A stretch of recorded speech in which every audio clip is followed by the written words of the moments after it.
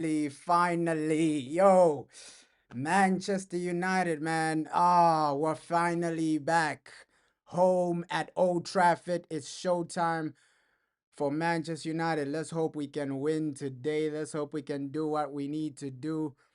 And hey, looks like we're so close to top four now if we win this, right? So a win today is everything, man. A win today is everything. So close to the top four, so close to a situation where we are probably challenging for that top four space. So a win today is everything, man. I won't even lie. A win today.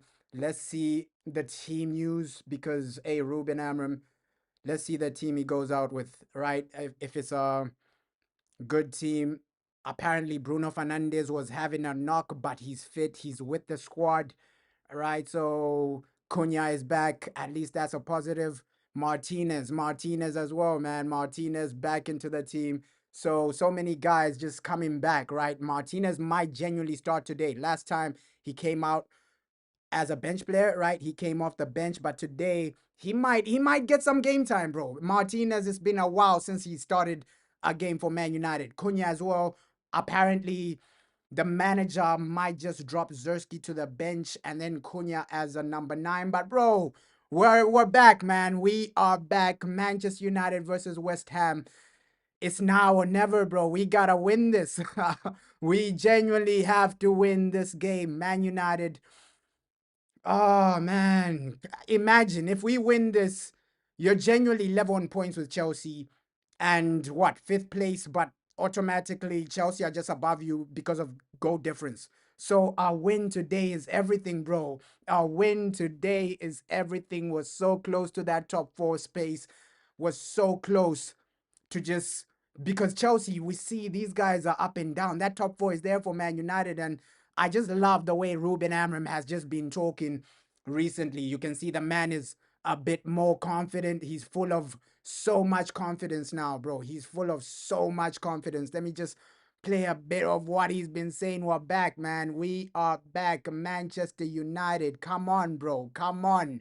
Ruben, it's great to sit down and talk to you. How have the last few days been reflecting on Sunday and then looking ahead to Thursday as well? Was when you win, you have more joy doing your work. Of course, you have always the same passion, but it's completely different. The environment and Carrington is different, and I like that. The feeling is completely different when you lose and when you win. That is a very good thing in the big in a big club. And then we analyze the game, and we need to understand what we did wrong in the first half. We need to understand that the opponent was tired in the second half, and that helps us to take control of the game. So we took all the information that we had from the game, and we show some to the players, not all, and then we start thinking about the next one, that because in football what matters is the next. And he's so right, bro. He's so right about that situation. That's what Ruben has been doing extremely well, bro. I gotta give him credit for the previous game because exactly what he's talking about, he did it against Crystal Palace, right? Analyze the first half at halftime, make tactical changes, make tactical moves. That's what he did against Crystal Palace. You saw two different halves, bro. First half, Palace were the better team, and then second half, we just came in. We just came in, took the game to Crystal Palace, took the game to these guys, and it was way better, bro. So I gotta give the manager that, right? What he's saying right now, it came to fruition, right? First half he analyzed it, and then second half he did something better, bro. You mentioned about the intensity and maybe the quality of the difference between the first 45 and the second 45 on Sunday. Have you managed to pinpoint exactly maybe what that was and how you can change it going forward? I think is everything is connected. When you play with more quality, even your movements are more fluid, is different. You have more confidence to do things. I think we were poor, and I can say that with the ball, we lost many times the possession. Maybe because the movements were not so fast. So I think in the second half we felt that we have the opportunity to win the game. Let's let's improve small things. I think we connect better with Josh, and Josh improved the connection in that. help everybody to play better. And then you felt in the game when we scored the first one, we felt that the opponent was a little bit tired. And that's so important, bro.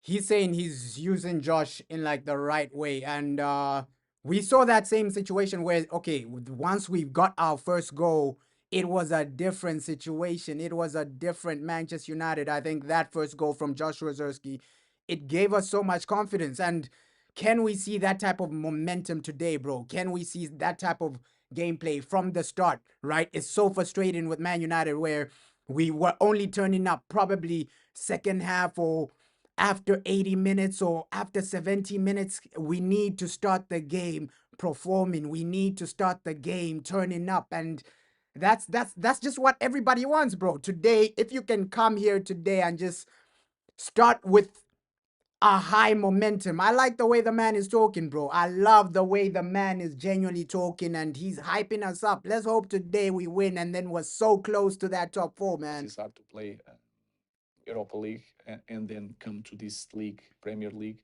and we took advantage of that. Yo, peace and blessings, bro. Hope you're excited for this game. Hope you are excited. Hey, bro, how you doing? Yo, hope you are excited. Yeah, it's a must win. It's a genuinely must win game today.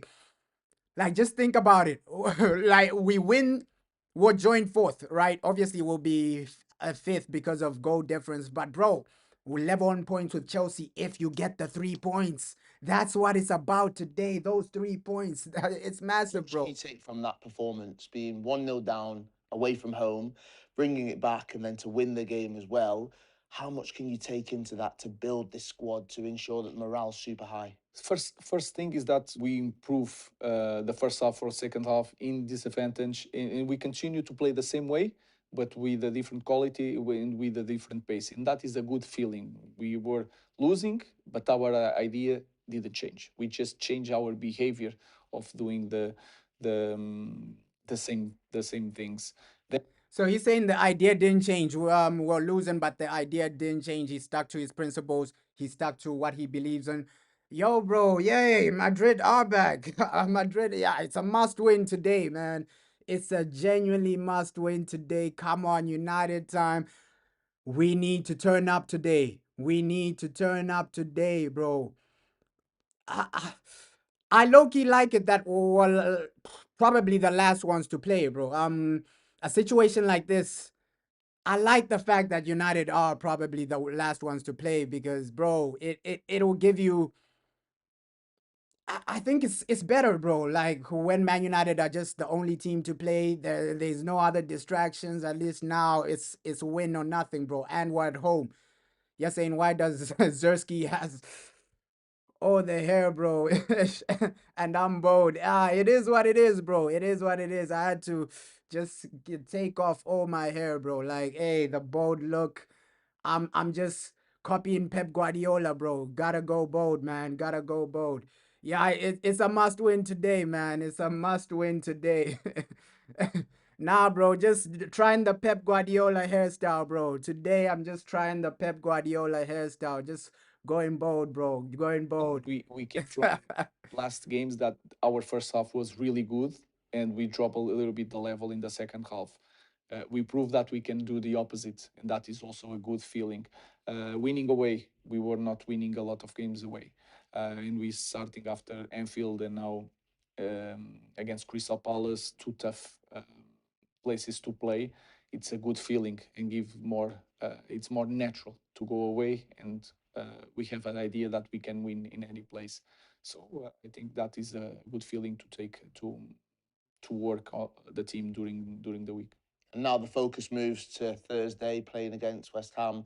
Bit of a selection dilemma for yourself. You mentioned Joshua Zirkzee, performance and scoring as well, but maybe with people coming back, Mateus Cunha, do you find yourself with a bit of a headache now? No, I like that. I think I suffered from that last year because Yeah, bro. Hey, it's a must win today, man. It's a must win today. You're saying this is a good mentality test for our boys. Yeah, this game, bro. If we can genuinely win this, it'll show us where these guys are, bro. Because we know mentality wise, You gotta win games like this, bro. You genuinely gotta win games like this. Cunha is back into the team. And we know the manager. He might not play Joshua Zerski today, bro. Joshua Zerski today. They're saying City hairstyle. Hey, I just had to try the Pep Guardiola hairstyle. Just going bold, bro. Just going bold, keeping it simple, man. Going bold, keeping it simple, bro. But hey, you're right, bro. Like mentality wise, let's see. Because with United, we win one, then you draw the other one, then you lose the other one. If we can go on a run, bro, because right now you win against West Ham and then you beat Wolves. These are two winnable games. Our next two games are so winnable, bro. Sometimes we struggle to maintain the team. A lot of problems, a lot of matches. I think it's my job to have. You should have more headaches about that. So that is a normal thing in our club. We need more options. Sometimes you are not winning the games with the starting 11. You need to have options to change the dynamics of the game. So I think is one more option, and then we'll see. With the bigger weeks, they will fight during the week, and then I will see if they are the best ones to start the next one. You're saying, yo, Sunderland nearly did Liverpool, bro. That was a game. That was a game, bro. That was a game. I was gonna do a live stream, but I was so hungry, bro. I was so hungry after that Real Madrid watch along, bro. Ish. But Sunderland, and they almost won. They almost won goal line saving challenge. It was so close in that game, bro. It was so close in that game, and this season, I genuinely believe, yo, we're gonna finish above Liverpool and Chelsea. Chelsea, although Chelsea are above us right now, right? I still don't see consistency from Chelsea, man. I still don't see any consistency from Chelsea. With Manchester United, we can take ourselves to that level where you're beating teams like Chelsea. You're getting results. You're in a title race, bro. It's not a title, top four race, bro. Joe Gomez, you think won't play? Yeah, he has like a yellow card. You're right, bro. He won't play against us. Loki, I have a feeling he just got the yellow card on purpose. He wants to come to Man United, so he said, no. Let me just get this yellow card so that I miss the game against United. That's one of the tasks now as a head coach or manager. It's not just about the 90 minutes. It's actually about keeping players. Nah, when we win, we're level on points with Chelsea, bro. We're level on points with Chelsea, unfortunately. So Chelsea, they have more goal difference, so they'll still be above us just based on goal difference, but it'll be level, bro. It'll be level on points if we win today. I think we are gonna win. We heard what the manager is saying here. Yo, he has a plan and he knows what he's doing, bro. He knows what he's doing as well. How do you do that? Yeah, bro. Hey, Chelsea, they did underestimate Leeds, and that's the beauty of the Premier League, man. That's the beauty of the Premier League. These other teams, they're they're really dropping points against other teams, bro. So it's great to see, bro. I won't even lie. It's genuinely great to see, man. It's genuinely great to see Liverpool drop points, Chelsea drop points. It gives us hope, man, for that top four. I think we should get top four this season. We genuinely should get top four. Bro, yeah, Baleba, man. Baleba is even playing well now. Ish. Looks like he is gonna be expensive. Let's see, bro. Let's see with Baleba. There are some journalists like Fabrizio saying, yo, Baleba is the main guy for Man United. Some guys are saying it's Adam Wharton. So we just have to wait and see. What if Man United just go for both of them, bro? What if Man United just go for both Baleba and Adam Wharton? It's something different. When we win it 11-0. It'll be crazy, bro. It'll be crazy, man. You're saying Baleba, why now? Hey, for sure he's gonna be expensive regardless of his form, bro. I think Brighton, they're gonna hold off for 100 million regardless of his form. They're gonna want like 100 million Brighton. We know how that team just charges other teams, bro. Like with Brighton, hey, they get their money, bro. They get their money. It might be another Caicedo situation where they entice other teams to make a bid and then just put his price up, bro. Yeah, bro. Hey, good match. That was a good match. That was a good match, the Sunderland match, bro. Like, hey, we just need to do our thing today. Yeah, at least Puketa isn't gonna be playing today. I'm 100% confident, bro. 100% confident Man United can go out there, win the game comfortably, bro. With West Ham, of course, they are a good team. But United, we should do what we need to do, man. We should do what we need to do. Yeah, Gomez as well. I still have that feeling. January, we're gonna get somebody massive, bro. January, we're gonna get a midfielder, maybe Gomez, or we're hearing Conor Gallagher shouts from Fabrizio Romano. So January, they're gonna get a midfielder. It won't be like the main ones, Baleba, Adam Wharton, but it's gonna be somebody, bro. It's genuinely gonna be somebody. You've got young, hungry professionals that want to play every single minute.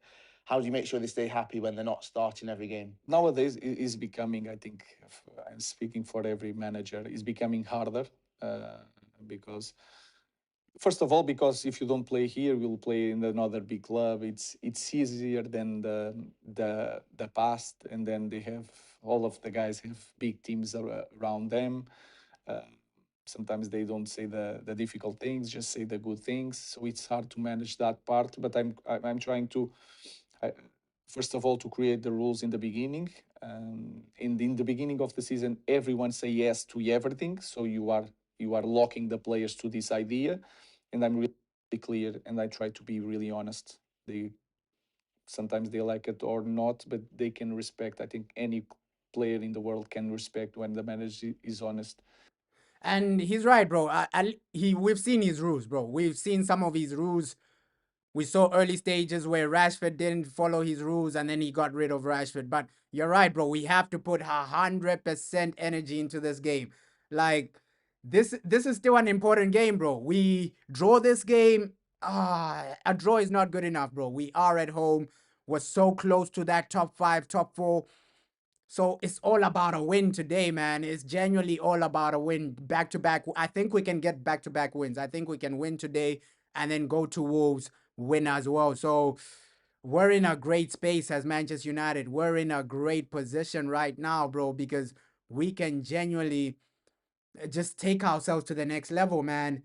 Take ourselves to the next level, start competing for that top 4, and then maybe next season you're competing for something major. Who knows, bro? Who knows? Who knows?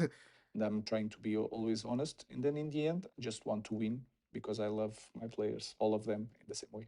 And of course, maybe you have to change the way you communicate player to player, position to position. I'm sure defenders are different to strikers as well.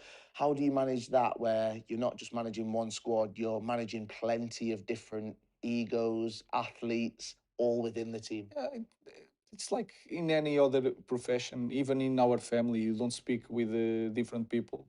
You love them both, but you speak in the different ways. So I know that some players um, I need to say sometimes rush things, hard things for him to feel the challenge, and I know that the response is going to be better. Some of the guys I just need to be careful the way I speak, show them good things that they are doing. I need to understand a little bit the background to understand everything. Speaking about, around Carrington, because they spend a lot of time with the players. I'm trying to understand every one of them, and for me, they are human beings. So I have full respect for my players, and I don't think as a just player. I think as a man. But in the end, I have a job to do. I'm quite simple on that. I choose the best ones to win games. And that's the thing, bro. I think at Man United, we don't really have player power anymore, bro. You can see the manager is 100% in charge.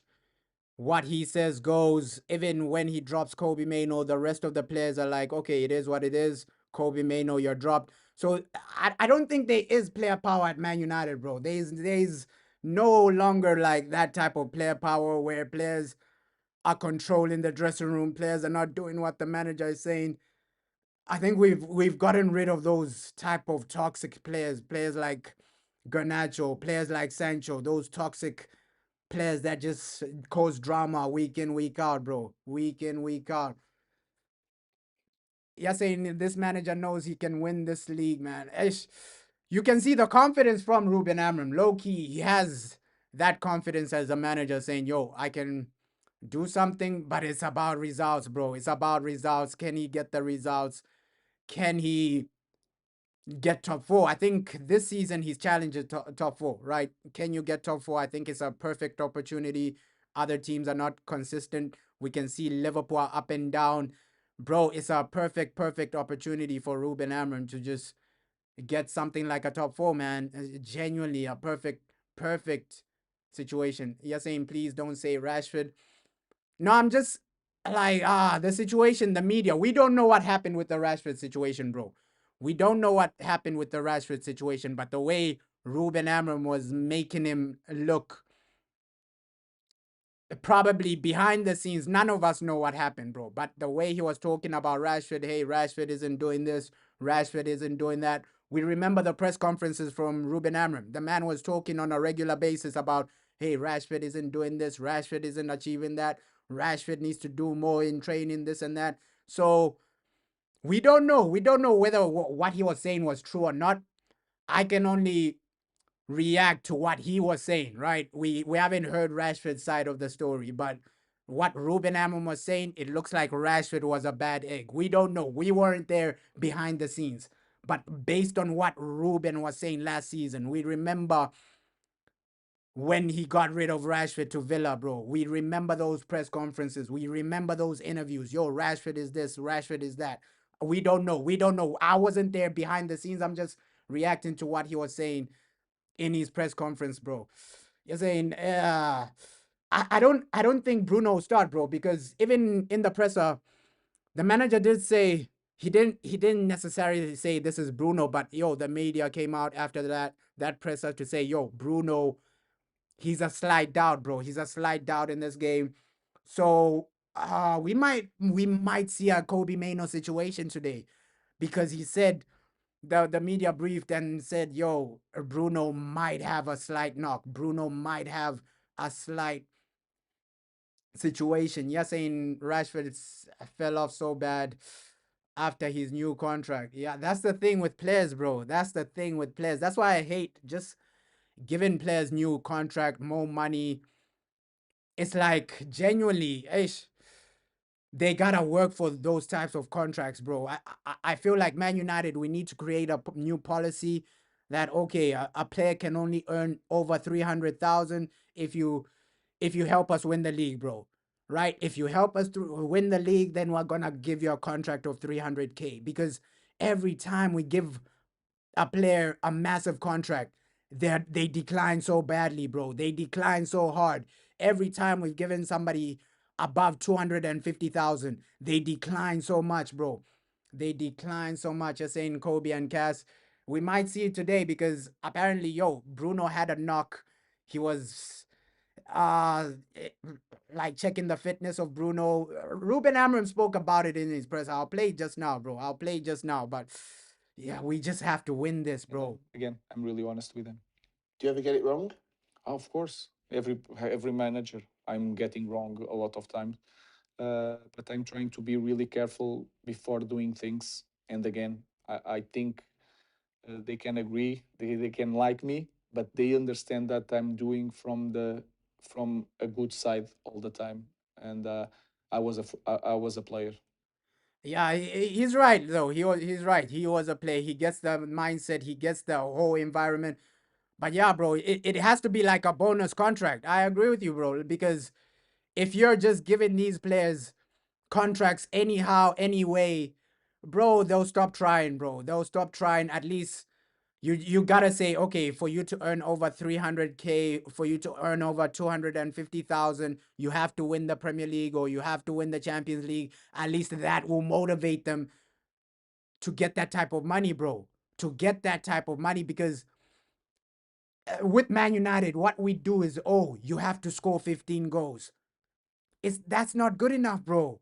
To tell a striker, yo, you have to score 15 goals to get your bonus. It's not good enough. At least if we told these guys, yo, you have to win this trophy to get a bonus. You have to do this to get more money, to get a new contract.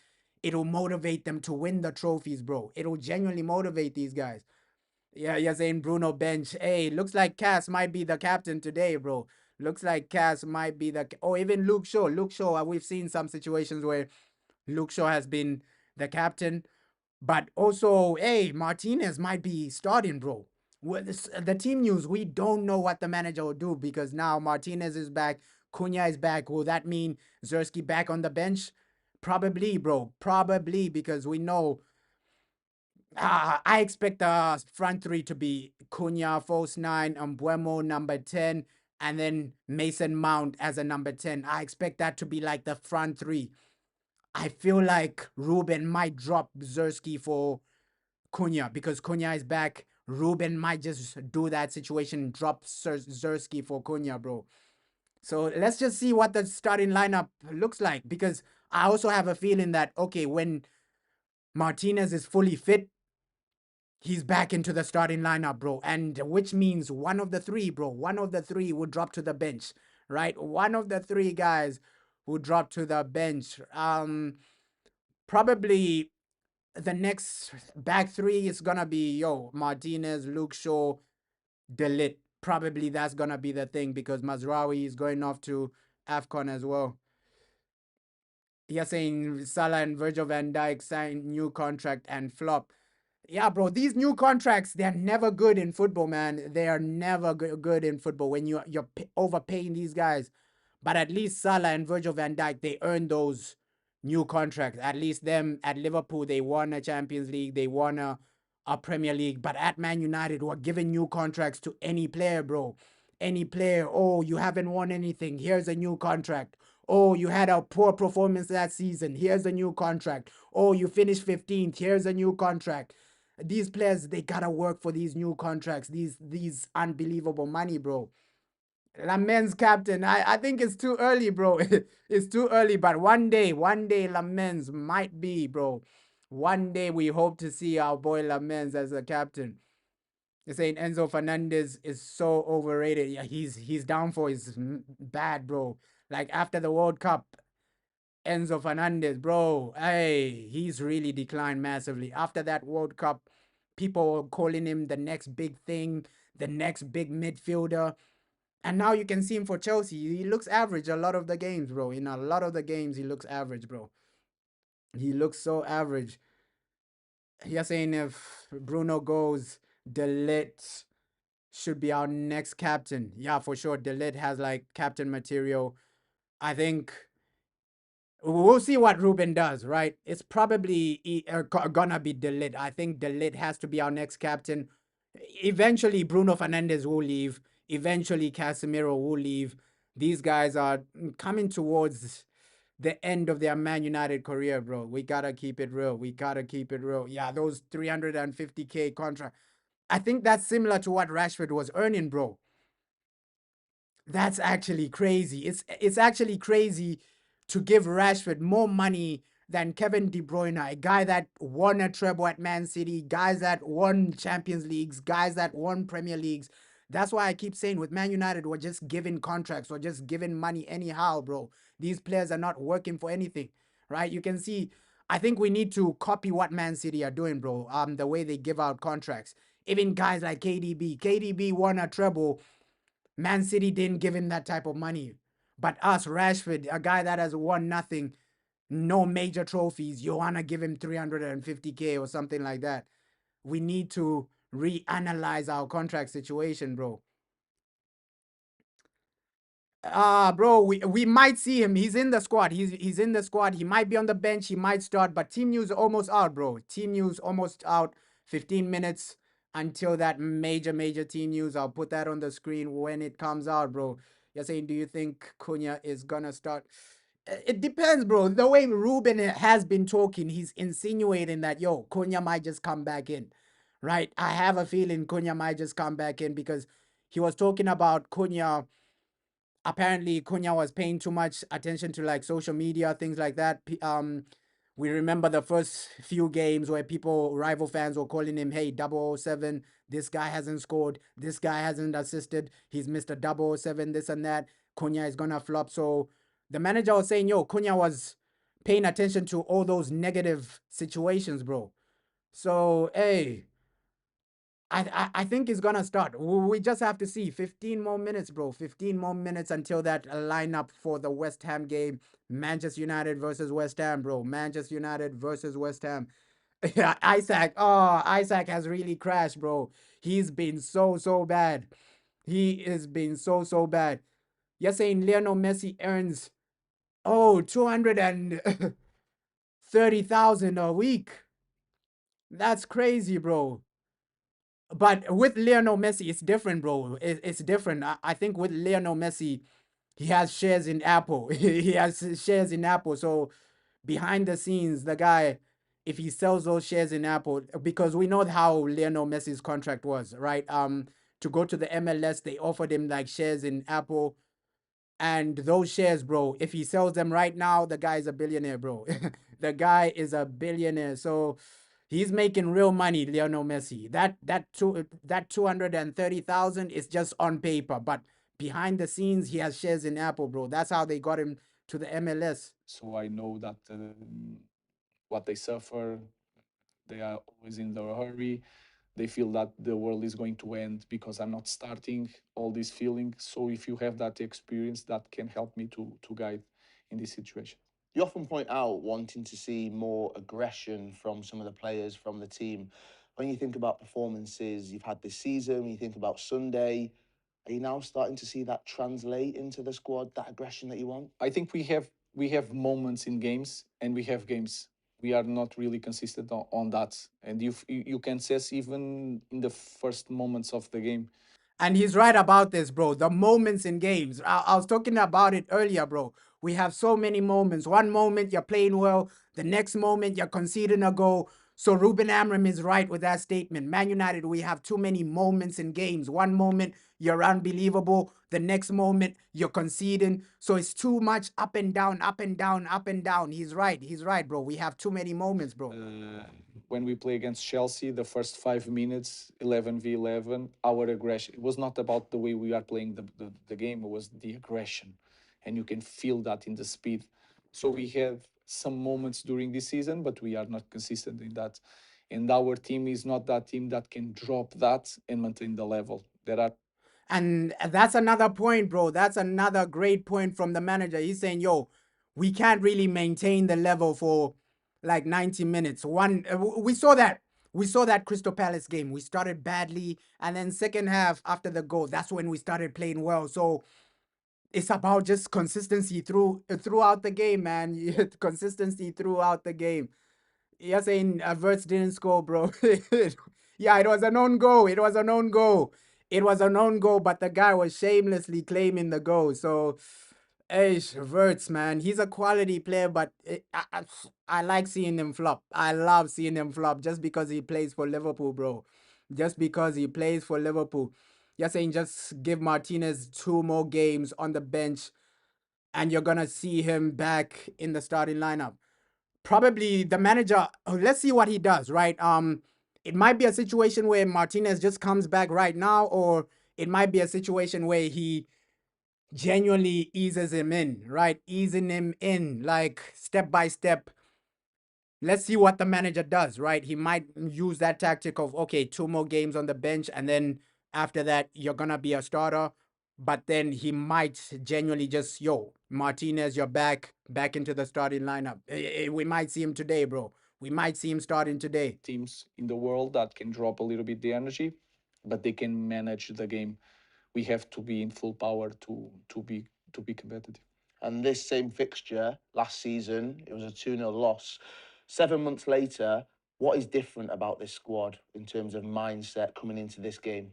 I think we need to think as in the past. So to have that urgency to win the games, that is really important.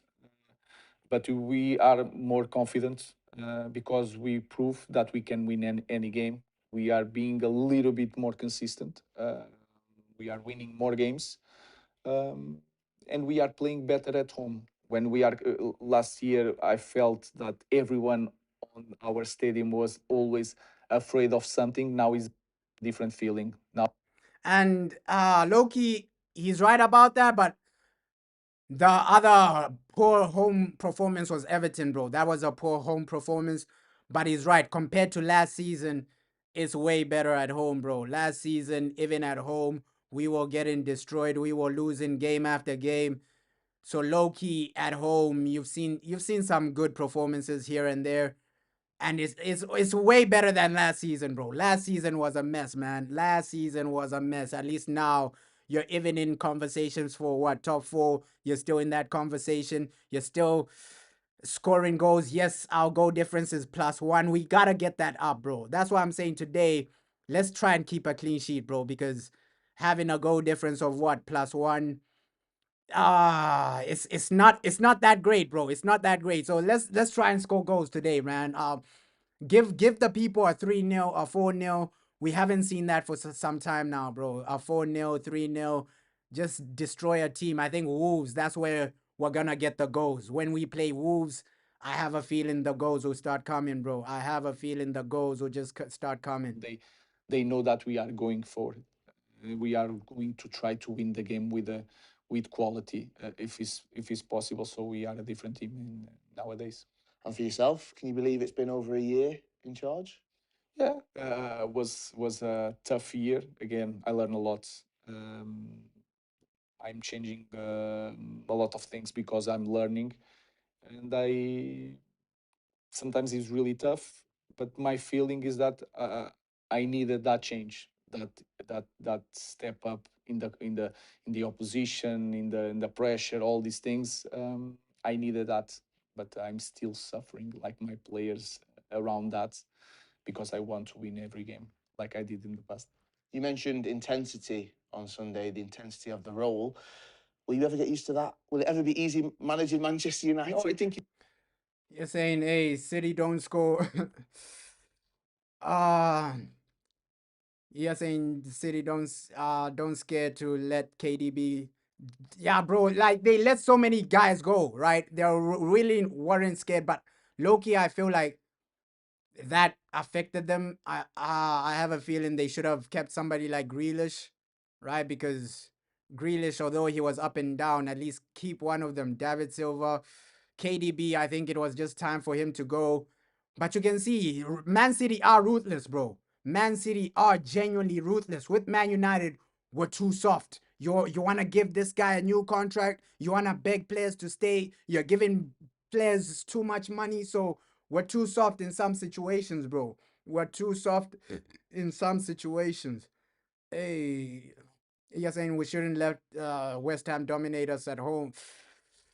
I don't think that will happen. Let's just see. I'm confident for this game, bro. I'm confident for this game. I think that win just against Crystal Palace, it has given a lot of these players a boost, man. A boost, confidence builder. If they can play the way they played, probably second half against Crystal Palace, we saw after that first goal from Zersky, we were really playing some good football, man. Passing it well, trying to dominate Palace. Some people say, yo, Crystal Palace were tired, but also us, bro. We were also tired in the second half. So it's a 50-50 situation. Yeah, bro. Ish. We gotta let some of these mediocre players go because begging for average players to stay, it shouldn't be the way, man. It shouldn't be the way. Man United were a big club. Like sometimes, but I like the way we're moving right now. Right now, it looks way better, bro. It looks way better. You're bringing in better faces, guys that are here to win, guys with the right mentality, and let's just hope we can do that in the midfield, bro. Bring in the proper players, bring in the guys with the right mentality as well. it's more it's I think it will be easier when I feel that we are always there. I don't know if we are going to win, but I'm always my confidence. I can read the team already during the week. I have the feeling, but it's not in that point that I can enjoy my life. Yeah, bro, we're gonna win today, man. We are gonna win today. And you're also right. We beat Palace without Cunha and Sesko. Although Sesko, he hasn't been getting goals, but he's been okay. But Zersky did well in that game, bro. Zersky, he did well getting the goal. I think, especially in the second half, his hold up play was really good. His off the ball movement was really good. So Zersky against Palace, he turned up, bro. That massive moment of him getting the goal. Fair play to him, man. Fair play to him. Getting that goal alone was so important because it was a catalyst, bro. It was a catalyst for us to start playing like better football, right? Taking ourselves to the next level. Yeah, Semedo, Ace. I'm also not sure about him, bro. But I don't think we'll go for him. I don't think we'll go for him this season, bro. I just think we're just gonna focus on a midfielder, right? All that money is gonna go for a midfielder because it doesn't really make sense to go to Bournemouth. Apparently, they want like 70 M's, 80 M's for Semedo, so it doesn't really make sense, right? We're gonna spend a lot of money for a midfielder, bro. If we're gonna buy Adam Wharton, if we're gonna buy Baleba, those guys are minimum 80 million, bro. Minimum 80 million pounds. So I don't see us going for somebody else, bro. Yeah, he's also inconsistent as well. He's also inconsistent. If you see some of his Bournemouth game, one game is up, the next game is invisible. So I don't think we're gonna go, 80 million, 70 million, because that's what Bournemouth would want. Spending 70 M's on Semedo when you can use some of that money for a new midfielder. I think a lot of our money is gonna go for the midfield, rebuilding the midfield. I have a feeling Bruno will go. I have a feeling Casemiro will go, and then they'll just start again, bro. Like the summer transfer window, that might be the one we have, right? Where we brought in Cunha, we brought in Sesko, we brought in Mbuemo, and then we just sold Garnacho, sold Rashford, sold Anthony. We might do that with the midfield, bro. We might genuinely do that with the midfield. Not putting so many minutes. Even the position is completely different. If you change the position, you know that the demands of that different position is going to struggle. He adapts really well to that position because sometimes he Yeah, fair enough, bro. Fair enough. Semedo and Baleba have been inconsistent. Semedo and Baleba have been inconsistent. Let me just get this as well. that can drop a little bit the energy, but they can manage the game. We have to be in full power to be competitive. And this same fixture last season, it was a 2-0 loss. 7 months later, what is different about this squad in terms of mindset coming into this game? I think we need to think as in the past. So to have that urgency to win the games, that is really important. But we are more confident because we prove that we can win any game. We are being a little bit more consistent.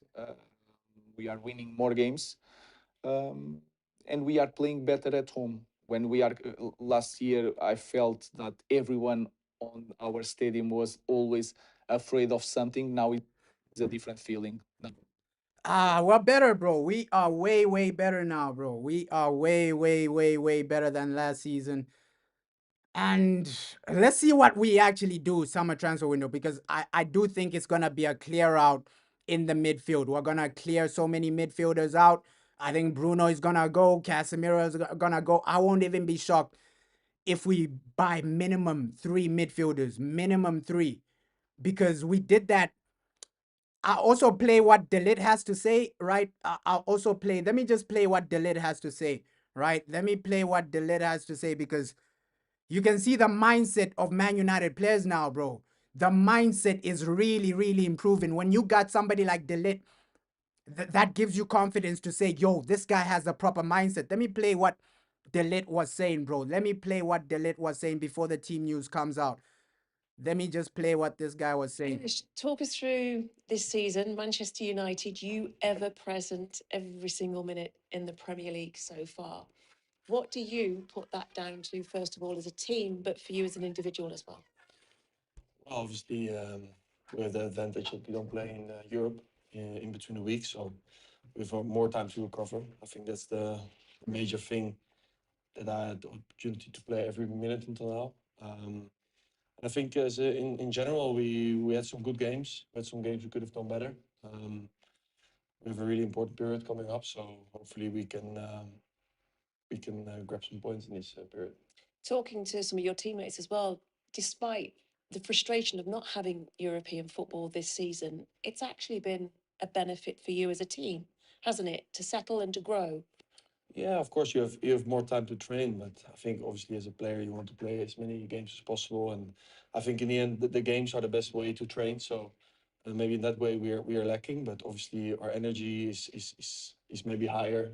And he's so right about that, man. He's so right about that. Like, the games are the best way to train, right? He's so right about that because we've heard so many players say, yo, there's nothing like a game day, bro. You can train, you can train, you can train, but on the day, you gotta turn up. On the day, you gotta do what you need to do. So, I just love Delit, man. Bro, he has leadership qualities. The guy's insane at the back. Bro, oh my God, Delit, man. He's a different type of player. But yeah, team news officially there. Lamens officially starts. Luke Shaw and Cunha. Cunha, I said it. Aiden Heaven starts as well. So let me put this team news on the screen, bro. Let me put this team news on the screen. A lot of our players are here, ready. It's showtime, man. It's genuinely showtime for Man United. Aiden Heaven starting. Cunha starting. Massive, massive team. Massive team. Let me put this on the screen, man. So Bruno does start. Bruno is there. But yeah, a massive one. Cunha back into the team, bro. Cunha back into the team. Mazraoui, we expected him. Let me put this on the screen, man. Let me put this team news on the screen. Lamens is another one. Lamens is another big one. Weekends, then you should play every like last season every Thursday. And as an individual, the fact that you've played every single minute in the Premier League, how does that make you feel? Yeah, it made me feel good, but nothing more than that. Because the season is still long, and hopefully I can keep continuing like that. And as long as I can help the team, I'm happy with that. So I always try to have that in my mind and to keep that mentality. How would you sum up the spirit and the mood, though, within the group of players? I know Josh Zirkzee. Nah, fair play, fair play. Here's the team, bro. Here is the team. Come on, come on, come on, come on. Lamens, Diego Dalot, Mazraoui, Bruno Fernandes, Captain Bruno starting, Cunha, Zerski, Amad Diallo, man. Amad, we expected him to start. Casemiro, we expected him to start. Luke Shaw, Aiden Heaven is the shock one. The surprising one is Aiden starting. So fair play, Aiden Heaven is starting, bro. Fair play, Aiden Heaven is starting. Looks like Lenny Yoro might be rested. We know what happened with Lenny, man. We know what happened with Lenny. Looks like the manager might just take this time out to rest him, to just give him some time off. We know what happened with Lenny Yoro behind the scenes. Instagram, he was getting a lot of abuse after giving away the penalty. So looks like the manager is just taking some time out to, okay, this game, take some time off, right?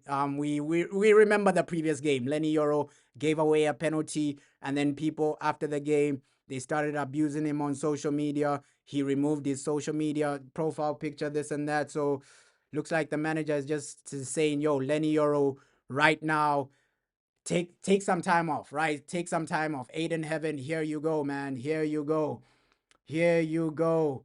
But yeah, we have a proper mindset. This is a proper team today, man. This is a proper team today. You're saying it means Luke Shaw is playing a left wing back. Nah, it's probably nah, bro. Luke Shaw is probably in the center back position, bro. Diego Dalot is left wing back today, bro. Diego Dalot is left wing back. Number 2 there. Dalot is starting, bro. Dalot is starting now, number 2. So he's gonna be the one left wing back. But it looks like, hey, Aiden Heaven, Delit, and wait, Delit is not even there, bro. Delit is not even there. All right, so hey, it's Mazraoui. We got Aiden Heaven, Luke Shaw. That's the back three, bro. That is the back three. So Delit is not even there. Delit is not even there, bro. So ish, he's not even on the bench, Delit. He's not even on the bench, Delit. So yeah, looks like Delit is the injured player Ruben Amorim was scared of, right? So Delit not even there, man. Delit not even there. So the back three, probably Mazraoui, Aiden Heaven, Luke Shaw, right? Amad Diallo will be a right wing back. So Yeah, unlucky, man. Ish, delete, man. Oh, man. That just that just ruins my day. Low key, he's my favorite player at Man United, bro. What a defender. What a player. He's so consistent. Unlucky with injuries. We're so unlucky with injuries, bro, because we get Martinez back and now Delit is injured. Oh man. We're so unlucky with injuries, bro. We are so unlucky with injuries, but at least Aiden Heaven gets some type of game time today, bro. Some type of game time. Yeah, it means now Mount is on the bench. Mount is not injured, bro. Mount is on the bench. It's only Delit that is injured. Mount is not injured. Looks like Mount was dropped for Cunha. So Mount is on the bench, bro. Ogarte, let me read out the bench. By India, Dogu, Malasia, Martinez, Lenny Yoro, Kobe Maino. We expected him to be on the bench. Mount, Ogarte, and Shea Lacey. So Mount is on the bench, bro. He's not injured. He's on the bench, bro. Is playing with the ball like a fullback, but he's defending. Yeah, Aiden Evan. He might turn up today, bro. This is his time. This is his time, Aiden. This is your time, my boy Aiden. Like unlucky for Delit, man. He's my favorite player. Delit. He's always turning up. Ish. We're gonna struggle in the big games. Probably Newcastle. We're gonna need Delit, but today I think Aiden Heaven can do a job. More deeper. He's really smart. For me, I said already, I think he's a world class player. Of course, he needs more continuity, like he's showing this season. We are playing just one game per week. That helps a lot. If he needs 3 days to recover, he's not needing now. But if he needs, we can give them. So I think is everything combined. We are not taking care special measures for him in this moment, but we had to do it in the beginning when he was starting to have more minutes. You're saying Heaven needs to jump at the right time and carry the ball into midfield. I think Aiden, he's really good at that. For academy football, when I was trying to check out Cheetah Obi, they were playing the same academy game. He's really good at that, bro. Like carrying the ball into like midfield. He's really good on the ball. With Aiden, even when he plays senior team for the senior team, bro. Aiden Heaven, he's comfortable. He, he I think he's gonna do well today, man. He's gonna do well. Unlucky that Delit is out, man. Delit is out, but Mason Mount is on the bench. Mason Mount is on the bench. He's okay. He's on the bench. Looks like he might come on second half.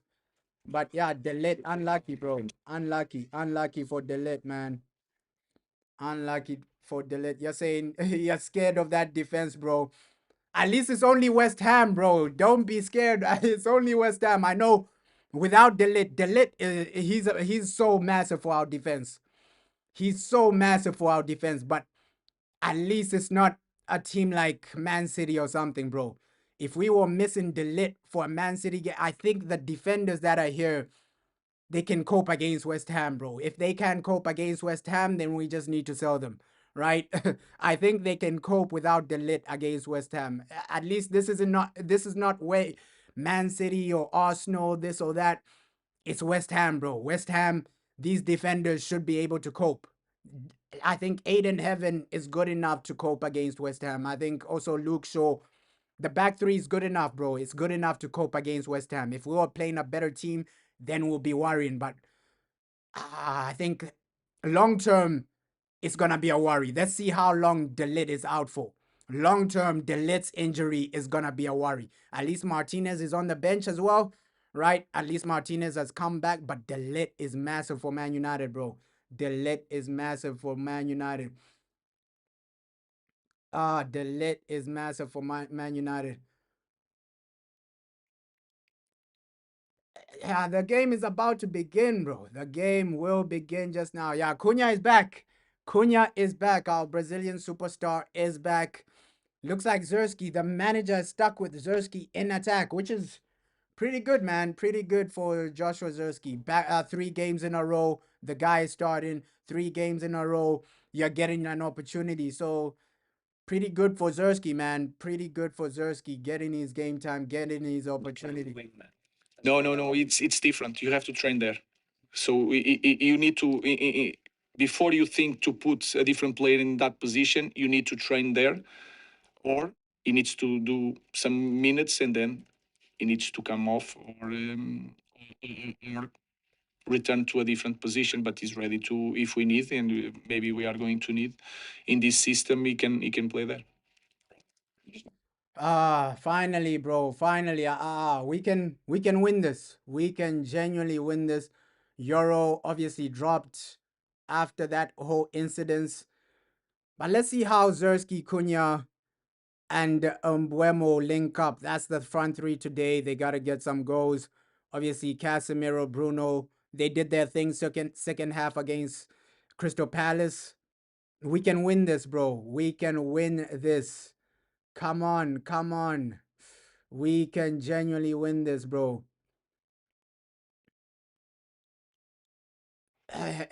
Bro, we're not in a conversation with Arsenal. I don't think we're anywhere close to like guys like Arsenal, guys like Man City, bro. We're not in that conversation, but we're in a conversation for probably top four, man. Top four. But we can do it today though. We can win today. That should be the mindset today. Winning today, I think we're gonna be comfortable. The only worry is, yo, are we gonna make it a hard game for ourselves? Are we gonna be inconsistent? Or are we gonna make this an easy game? 3-0, 2-0, right? You're comfortable in the first half, scoring goals in the first half. So it's just about the type of win, bro. It's just about the type of win we have today. Let me just First play of a all, bit of this as well. you two, the relationship you've got, clearly the friendship you have as well.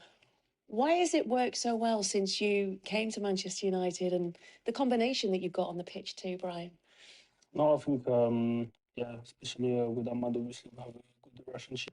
You're saying Man United, Longboy FC. Let's hope that doesn't happen. I'm saying, and Arsenal goes for losses and draws. Nah, we're nowhere close to Arsenal, bro. We're nowhere close to Arsenal, bro. Let's just focus on a fifth, fourth place. I think Arsenal top place. We're far away from there, bro. We're far away. He helped me when I came. Obviously, we speak the same language, so it was easier for me to with him, and he was telling me a bit how it was working here as well. So yeah, I think we built the relationship from the first day How did he describe what life was working here? with him. No, it's a fun guy. Obviously, he works hard training, and obviously, yeah, it's only easy to play with him because he understands the game well. And you can see the type of players who are playing, who are bringing, bro.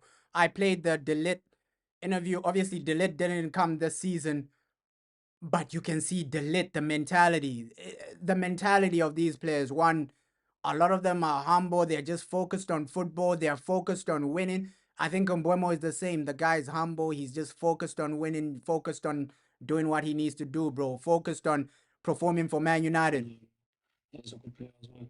Ahmed, what is it about Brian that you instantly hit it off with and clicked? Yeah, like you say, obviously, at the beginning was a little bit hard to play together, but yeah, we try to build some things not only in the pitch but even outside the pitch because we speak the same language, French. So it's will be a little bit easy for us to understand what we can do in the pitch and outside the pitch. So we try to build that. And Loki, you can see the connection between these two. There are some games where they do connect Ahmad assisting Mbuemo or Mbuemo the other way around. They have a connection. I think it's just the whole team now. The whole team, even Cunha, a connection with Delit, a connection with Zersky. So you're building a team chemistry, bro. Team chemistry. The whole team is together. Let's just build consistency now, right? At West Ham, you can win today. You can get the 3 points today. You can get over the line today, bro. Relationship, and yeah, you what you can see in the pitch, we are trying to do better every game, and we want to continue like this for the end of the season. How easy is that to do, to find that combination on the pitch? Honestly, at the beginning it wasn't easy, but like I say, because we speak French, so it's come a bit easy because we can speak in French. And then the manager also, the staff is there to help us. So is we are trying to do better every game. Yeah, bro. Obviously, that is the long-term vision, bro. Long-term vision is to win a league, is to win a Champions League. Right now, a lot of these players, they came here to compete, right? I think Mbuemo came in here to compete. Cunha came here to compete. Of course, they are fans of the club, but they have the mindset of, okay, I want to win something. I want to win a trophy. And it's a great lineup from Ruben Amorim today, bro. It's a good enough lineup to win against West Ham. I know some people are a bit scared because the lit isn't really there, but I think Aiden Heaven can step up, bro. I think Aiden Heaven can step up. Let's win this game. Let's go to that next level. Let's do what we need to do. Man United, it's now or never, bro. And would you like to add to that? No, he's right. Obviously, when we speak the same language, it's easier to find the links because we can talk about what happened during the game. Even during the game, it's easier because sometimes he wants the ball somewhere, so I know and be the same. And even after the game, we can discuss about some offensive play that could have been better. Yeah, it's only easier. You yourself, you've hit the ground running here. The transition from Brentford to come to Manchester United. Why has it been so easy, or how have you made it look so easy? Yeah, first of all, it's not easy at all. No, I think I just rely on the hard work, on training, even outside of the pitch, like what I'm doing on the side to put every chances for me to do well here. And obviously, like I said with Ahmad, but the whole team helped me a lot to grow as a player here. And it's all about like growth, consistency. Today it's just about winning, bro. It is just about winning. The players are looking confident. The players, they can do it, bro. They can genuinely do it. This is a good lineup overall. Ruben Amorim, it's not our strongest team, but we can beat West Ham, bro. We can beat West Ham. Let me also get the West Ham team on the screen as well, man, because West Ham, they have an okay team, bro. Let me get that team on the screen. He's got two more against Palace. We see on a match day that when there's a set piece, you kind of take a step back, and it's Carlos who is on the touchline and he's kind of directing everything. How important is his work in that area? And could you give us a little insight into the type of work that he does with the players in that? First of all, is a group thing, and that we improve a lot in that department. And there's nothing to do with me, so I'm really upset with that. But we have analyst Kaita is doing all the study. We have the data guys that we brought that give us information, and then Carlos is doing the research, seeing all the opponents, all the moments of the opponents, watching all the trainings, our games, what we need to improve. Then we have the trainings, and then we have to prepare a specific exercise for him. But that is normal in any squad. But I think they are not just Carlos, but all the guys are doing a massive job. And in this league, set pieces can win you games, or you can lose if you don't pay attention to that. And I'm really pleased with the job that they are doing. Just following on from that, Ruben, you've talked about having more time with the players this year because obviously only playing once a week. Are we seeing that the benefits of that in the set pieces? Are you giving more time to Carlos to practice those set pieces, or is it just a natural development? Yes, is a point that help you to have more time, because last year we train without the real movement, so we can put the position, that is the idea, but if you don't have space and you cannot put load because they are You're saying, hey, you're scared of the defense. Let's see. recovering, is not the same thing. So you have more time to kick corners, free kicks, and you can create like real game situations this year, and that helps. If you train more time, you will improve. That is normal. I think you are right. When we start playing like Champions League, European competition, we'll need more depth. But right now, one game a week. Obviously, December, bro. It's a game every 3 days. But I think the squad depth is okay for like only the Premier League. But once we go back into like Champions League, European competitions, we need a better squad. We need a better, more dynamic squad. But overall, bro, you're saying you're afraid of the injuries. Injuries are destroying us. The lit is a massive, massive miss. Let's just hope not another defender gets injured, because last season we remember what happened. Like towards this time, towards December time, December period, Ahmad got injured. Then I think who was this? Who was this? Who was this? I think it was Maguire as well. Maguire got injured. Martinez got injured. A lot of people started getting injured. So let's just hope this is not the start of more and more injuries, bro. More and more injuries. But it looks like, yo, the Lit's injury is seen as like minor. It's not a massive one. You're saying by Rafa twins. I get that, bro. Hey, you're saying you hope Lacey will come on. I also hope so, but for him to come on, it means that we're winning the game probably 3-4 nil, bro. Because I don't see the manager bringing him on when the game is tight, bro. When the game is tight, when the game isn't really won, when the game isn't really over the line, I have a feeling that, yo, Ruben Amorim, he's going to play this starting lineup until probably 70th minute. Second half, the players he's probably going to bring in is Mason Mount. He won't bring in Kobe Mano. He won't bring in Ogarte. It's probably first going to be Mount. Then it's going to be Martinez. And then the third substitution might be Dogu or something like that. I don't see Lacey coming on, bro. I do not see Lacey coming on. So he's probably just gonna bring in Mount, the regulars, man. Mount, we know Martinez second half is gonna come on. Dogu second half he's gonna come on. Those three, I think, are guaranteed to start. Let's see Lenny Euro, maybe. I don't see Kobe Mano, maybe. We just have to wait and see, bro.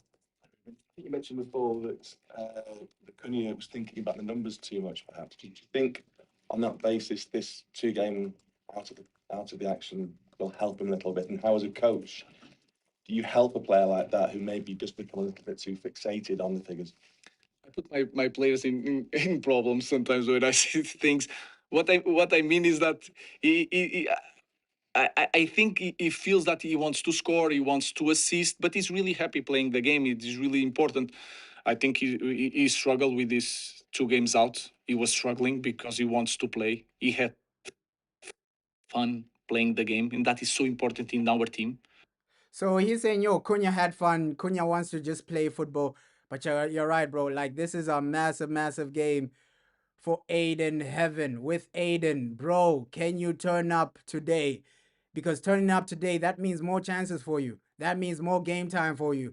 So with Aiden Heaven, just try your best to deliver today, bro. Try your best to deliver today. He's having fun, wanting the challenge, the pressure.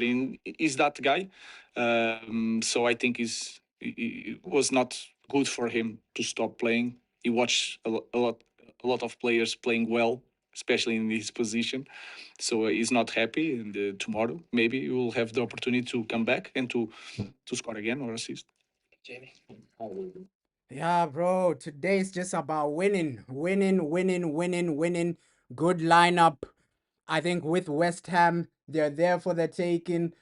I don't really see West Ham as a team where Man United, you should be scared of West Ham at home. Even with the defense we have, I know some people are really scared that, yo, De Ligt isn't there. But I have a feeling these guys are good enough. The defense is good enough to even keep a clean sheet against West Ham, bro. You're saying we need Cheeto off the bench. Looks like Cheeto is now just an academy player, bro. Looks like now Cheeto is just an academy player. He's not even on the bench. Let's see with Cheeto Obi. There were rumors that he might go out on loan. Him, Diego Leon, especially Diego Leon. Apparently he's gonna go out on loan January. Cheeto Obi, apparently he's gonna go out on loan January. So let's see, man. Let's see. Also, apparently Sekou Kone as another one that might go out on loan.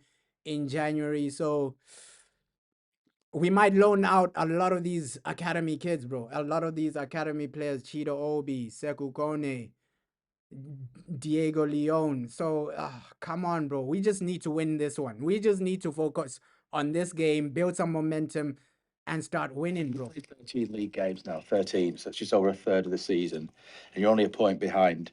Fifth place was probably going to be enough for Champions League football next season. You're grinning. Surely it's a realistic ambition.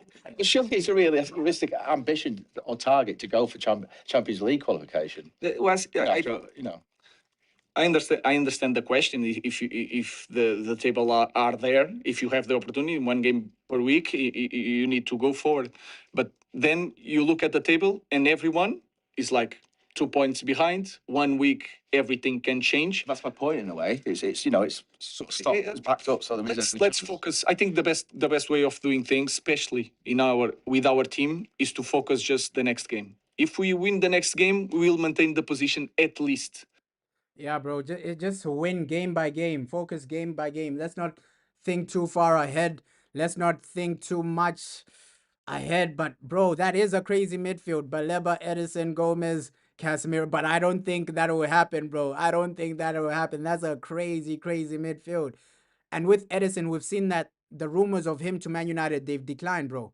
They have low-key declined. Edison to Man United, those rumors low-key, we're not hearing a lot of them anymore, right? We're not really hearing a lot of Edison to Man United anymore. But Baleba for sure. Baleba is gonna be a guy, bro. A guy for the future. I have a feeling he's gonna be there because I think one of his family members said they put out like a post on Instagram just saying they'll try everything they can do to take Baleba to Manchester United. I think it was his uncle or one of his relatives, bro. One of Baleba's relatives saying, yo, Baleba will try everything he can do to join Man United.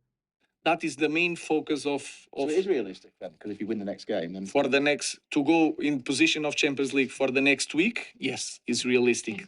The future, I don't know. So I just want to say I want to continue near that position next week, and then the rest we'll see. Hi, Ruben. And Sandro made his return after a long time out at Crystal Palace. What does he bring to you on the pitch, but also off the pitch? He's in the leadership group. I know he's got high standards around the place. And so on Samuel's question as well, Luke Shaw's position, does that give you a bit of a headache there, how to play those guys? Yeah, they have to fight, and we talk about that as a group last year. We need to win Europa League. I was always telling to the players because you have no idea what is playing one game per week, and you are going to be upset because you are not going to play. It's 11 players that can play, and then the rest you have to fight, and that is the situation. So that is not a problem. That is a blessing. That is my job to choose. Liche is a guy that he has a big character. I feel that he stopped for a year and now he wants the things really, really fast. And you have to manage that to explain that injury. We need to go step by step, but he's getting ready. He's feeling really strong. And this is one more guy to help the team to play better. So I'm really happy with Leach at the moment. Yeah, bro, we still have options. Even without De Ligt in the next game, we still have options like Martinez, right? De Ligt is a massive miss, but I just think he'll be out for this game and probably the Wolves game. After Wolves, I think he's back in the game, bro. He's back in business. He's back for Man United because bro, we're gonna need De Ligt long term. At least before we play Newcastle, you're gonna need De Ligt. For the Newcastle game, for sure, De Ligt needs to be there. For the Bournemouth game, De Ligt needs to be there. But West Ham, Wolves, I think we can cope without De Ligt. Obviously, this month we're playing so many games, bro. We're playing so many games. It's 6 games this month. This is our first game from those 6. So 6 games this month. Win against West Ham, win against Wolves. You still have to play Bournemouth. You still have to play like Newcastle, bro. And then back to back, I think we play Wolves twice, right? We play Wolves twice. So those Wolves games, that's easy 6 points. If we don't get 6 points against Wolves twice, then I don't know what we're doing. But yo, the hardest games this month is probably Newcastle, Bournemouth, right? Those are the games you're gonna need Delit. But right now, I don't think it's panic stations, bro. I don't think it's necessarily panic stations. I don't think it's necessarily, yo, Man United, we gotta lose our mind, we gotta lose our head because Delit isn't here. Aiden Heaven, I believe, is gonna step up, right? Luke Shaw has been doing extremely well. And bro, even Mazraoui. So that's a good back three, bro. That's a comfortable back three to deal with these guys, bro. That's a comfortable back three to deal with our opponents today, man. And Bruno, that's where I gave them credit. I gave them credit for the second half against Crystal Palace. Bruno, Casemiro. We saw in a bit of that game, bro. We saw the quality in a bit of that game. Second half, at least 70th minute, that's when they started controlling the tempo a bit more, playing a bit better, passing a bit better, being the better team. So Man United, we have the capability. This team has the capability to win against anyone. It's just because one, laziness, two, inconsistency, three, they're up and down, bro. They're up and down, bro. You're saying we beat Bournemouth 4-1. Yeah, in preseason. In preseason. But that was a different Bournemouth game because we did a watch along for that preseason game. Most of their main guys were not there. I think there were like a lot of young academy players for Bournemouth. So it's gonna be a different game, bro. But we did beat Bournemouth in preseason, right? But I remember that game, bro. I did a watch along as well. So Bournemouth had like some academy players there, a lot of young players. It wasn't really their first team, but I get you, bro. We can beat any team when we're up for it. Bournemouth, I'm not really scared about Bournemouth, bro. I'm not really scared about Newcastle. The only thing I'm scared of is Man United. Can you turn up or not? When Man United are turning up, they can genuinely beat any team. That's what I believe, bro. That's what we've seen this time and time again. Manchester Derby last season, you beat Man City, right? We were supposed to do better against Arsenal. Arsenal, the team that's top of the league, this and that. If our goalkeeper was better, if Altay Bayindir wasn't playing, we probably get a draw against Arsenal, bro. We probably get a draw against Arsenal. So Man United, when they're turning up, there are very few teams that can stop this team, bro. I think we were a bit damaged towards the beginning of the season, just playing Altay Bayindir. Let's hope we never see that goalkeeper again starting, right? Because he was really, really costing us a lot of games beginning of the season. Arsenal game, he made a mistake. I think the Brentford game, he's the goalkeeper that started. We lost that one as well. So Bayindir, bro, Bayindir was a liability, man. Bayindir was a liability. Onana last season was a liability. At least Lamens, yes, he's conceding goals. For sure, Lamens is conceding goals. People will say, yo, the guy is conceding goals, this and that and this. Oh, he's not a world-class goalkeeper. That's what rival fans will say, right? Oh, the guy is still conceding goals, this and that. But it's way better than Bayindir. It's way better than Onana, bro. We saw first game of the season, if we had Lamens there, it's probably 0-0 against Arsenal, right? That's one more point for Manchester United, bro. Yes, in fact, so feel like these players need Cunha to play confident. LOL. Happy he's back. Happy he's back, bro. Happy Matthias Cunha is in the building, back for Man United. It's time to perform for these guys, bro. It's time to perform. It's time to turn up. But United, when we are turning up, when we are showing up, not a lot of teams can stop us. Not a lot of teams can stop us. Head to head, I think Man United is gonna be extremely hard when this team is turning up. Of course, not with like this defense, right? If you are playing a top team with this defense, I think you're gonna need Delit. But with Delit, we can beat any team in the world, bro. Any team when we are turning up, when we are there for the game. That's why I just beg this team for consistency. I just beg this team for results. Today, score 3 goals because look at our goal difference, bro. Our goal difference only 1+1. So that's why even if we win this, we'll be below Chelsea just because of the goal difference. Let's try and score some goals today.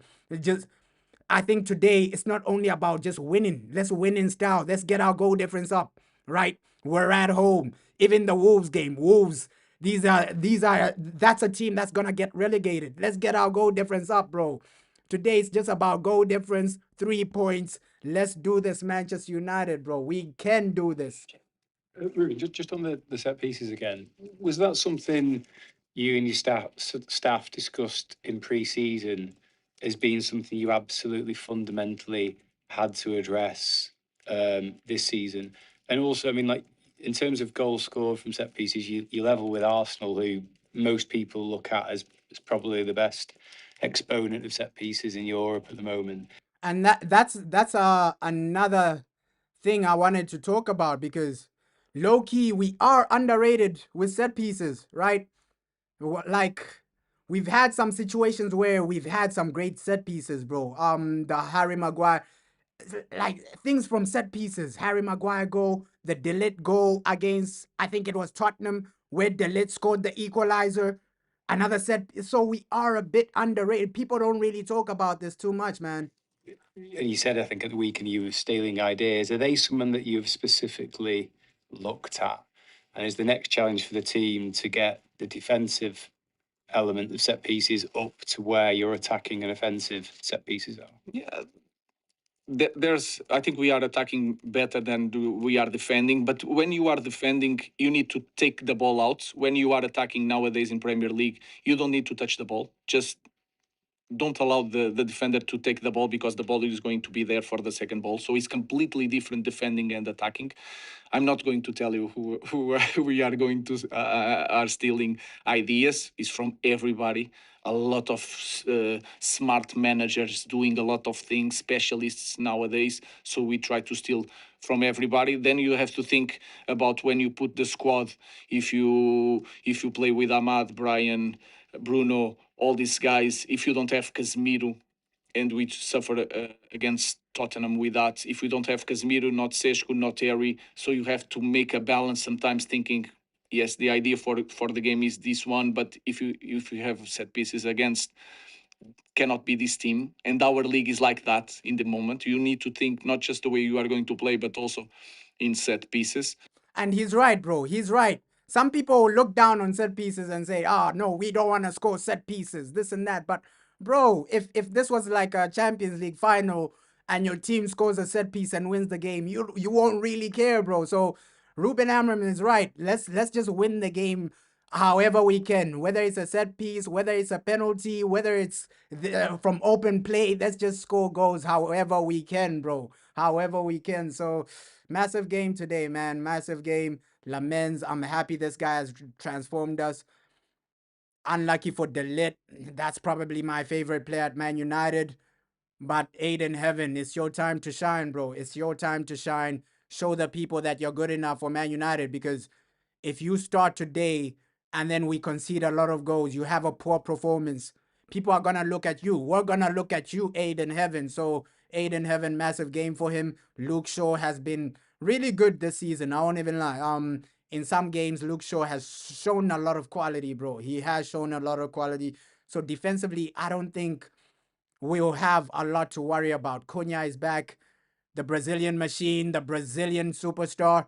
Let's hope he does turn up. Obviously, Mason Mount did well in that other Crystal Palace game by getting the goal that won us the game. But looks like Ruben Amorim wants to just try out Cunha, Zerski, Mbuemo. Let's see how that front three actually operates, bro. Let's see how that front three actually operates, because we can do something. We can genuinely do something. We can genuinely turn up. But come on, United, bro. It's now or never. We gotta win today. We gotta win. Of course, if you look at with a little bit attention to the league, you understand that set pieces is massive for the game. Sometimes to open the game, if you score a goal, you are in the better conditions to win the game. So, of course, we pay attention a lot, especially in preseason, but every week to prepare set pieces for the game. And he's saying, yo, set pieces, we prepare them, bro, because he's right as well, because it can be a turning point for you. Once you get that first goal, the momentum changes. We saw that against Crystal Palace. Our first goal, everything changed. Our momentum changed. That Zerski goal changed everything. And then we got another goal and eventually won the game. So the first goal is always goals change momentum, bro. Like that's football. One goal can change the whole momentum of the game. This other team is dominating, and then you score a set piece, and then you just get the momentum from that set piece goal. So he's right. Set pieces are important, bro. Let's not look down on set pieces. Let's not look down on penalty goals. They still win your games, bro. Scoring from a set piece, scoring from a penalty, it still wins your game, bro. You discussed you felt in the summer going into the season it was a key area that amongst other things that you had to address. And we struggle a lot when we arrived. We struggle. I think we suffered a lot set pieces in our first games here. So we learn with time, like any other manager. Nah, bro, you're saying Mazraoui is the one playing left wing back. Oh, that would be crazy if it is. I think it's Diego Dalot, bro. It is Diego Dalot because let me put the Premier League formation on the screen because that one is way more accurate. We know Premier League, their formations are 100% accurate. Let me put the Premier League formation on the screen. Because I don't think it is Mazraoui playing left wing back. Oh, it is, bro. You are right. You are right. Here's the Premier League formation.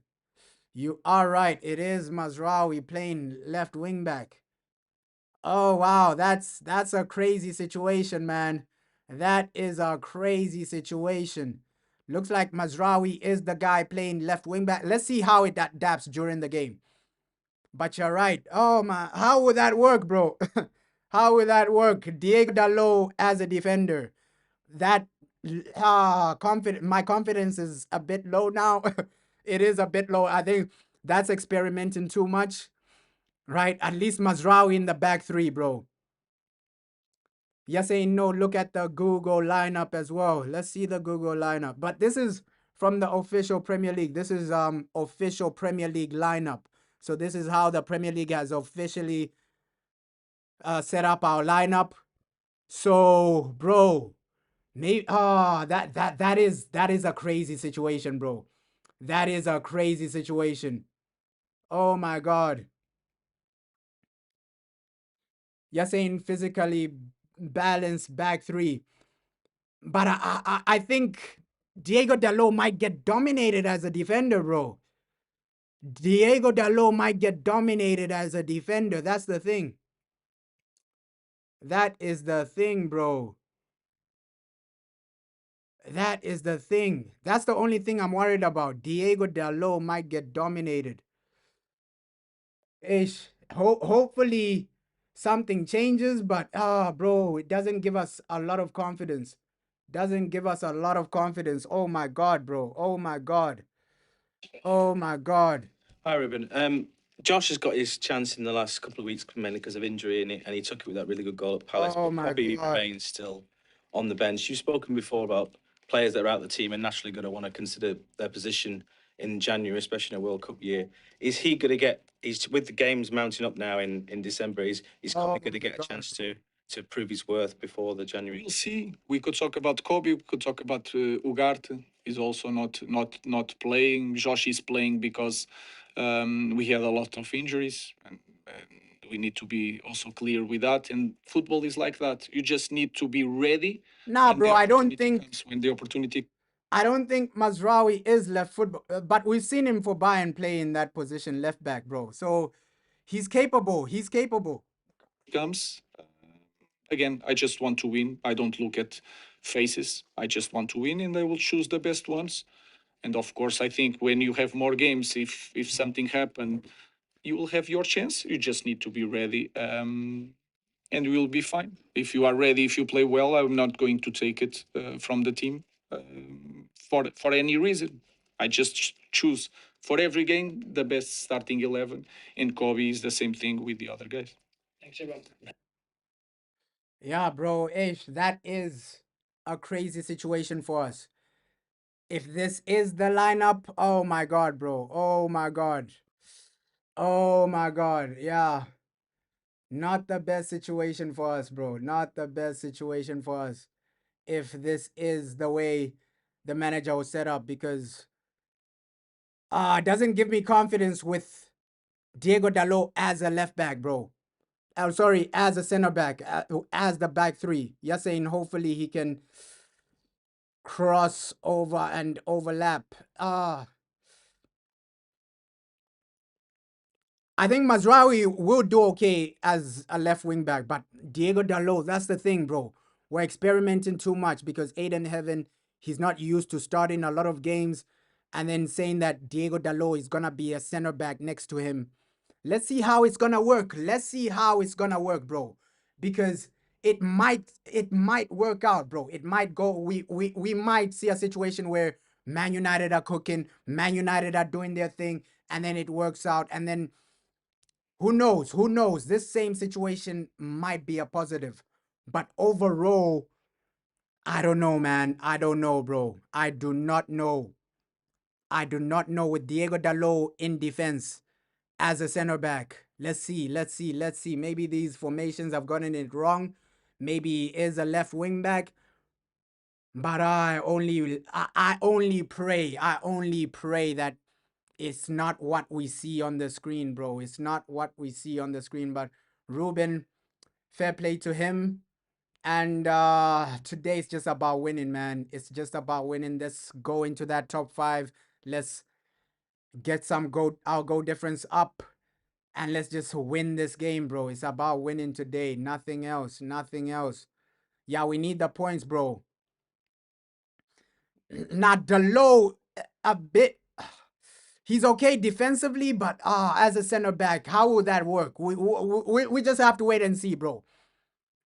Yes, Delo is a defender. So Delo is a defender today next to Aiden Heaven. Aiden Heaven, he hasn't really played a lot of games.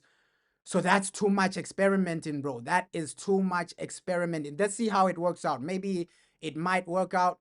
Diego Dalo can defend, but I wouldn't say he's world class, bro. I wouldn't say he's world class as a defender. You're saying he needs to jump and not run in behind. But for sure, I think we can still win this. We can still win this, man. I have a feeling because West Ham, I've seen them. They have been so bad. I know they might get like a new manager bounce situation like that. But I still have a feeling we'll outscore them. But now that Diego Dalot is in the defense, he's a center back in the back three.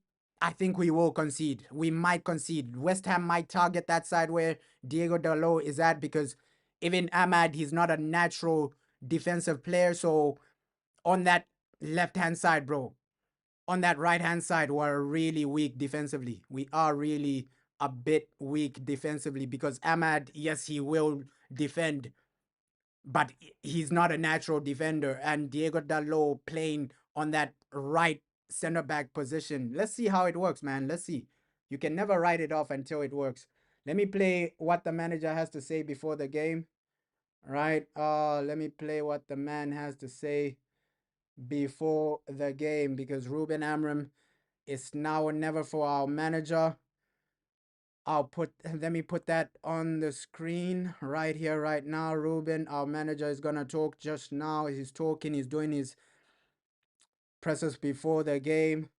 Let me put that on and then we just focus on this game, bro. Focus on this game. He's still talking. I'll put that on the screen just now, bro. Just now. And then, yeah, let's just focus on this game. You're saying Shaw versus Bowen. I think Luke Shaw can win that battle, bro. Luke Shaw can genuinely win that battle comfortably. Comfortably.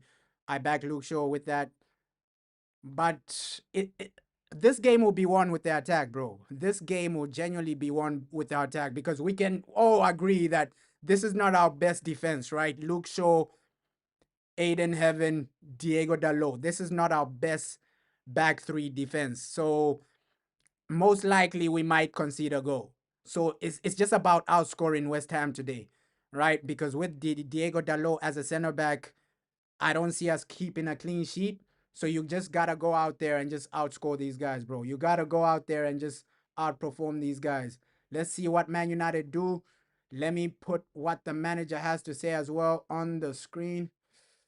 because he's talking, sounding extremely confident, sounding like, yo, we're gonna do something. But yeah, it's now or never, man. It is now or never for Manchester United. Come on, come on, come on, you Reds. Come on, come on, come on, you Reds. Let me try and. It always takes time for my thing to process, man. I don't know why.